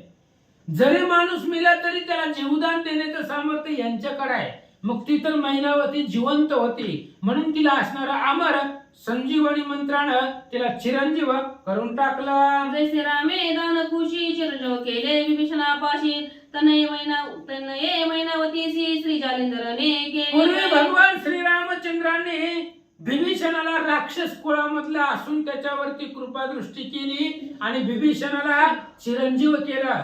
त्याच पद्धतीने जालिंदरनाथाने मैनावतीला चिरंजीव करून टाकला. मग नित्य नित्य प्रेम भेटी विशाल निर्वे भाव स्थिती परी अनिक कामोदेला चित्ती पुत्र मोहे करोने त्या दिवसापासून दररोज ती मैनावती जालिंदरनाथाची भक्ती करू लागली, सेवा करू लागली. आणि असं सेवा करत करत असताना मैनावतीच्या मनामध्ये एक दिवस विचार आला. कोणता? मनात म्हणे चमत्कार जाणू बेदिला स्थिर भ्रमरे त्या दुःखाचा घाय अनिवार जाणूवरी मिरविला. विचार करू लागली. ज्या वेळेस आपण नाथांची सेवा करत होतो त्यावेळेस भुंग्याने आपली मांडी कोरली, पोखरली आणि त्या मांडीमधून रक्त निघालं. त्यावेळेस ते असणारं दुःख अपाट झालं. त्या दुःखाचा घाय आपल्या असणाऱ्या मांडीवरती तसाच आहे असा विचार करू लागले.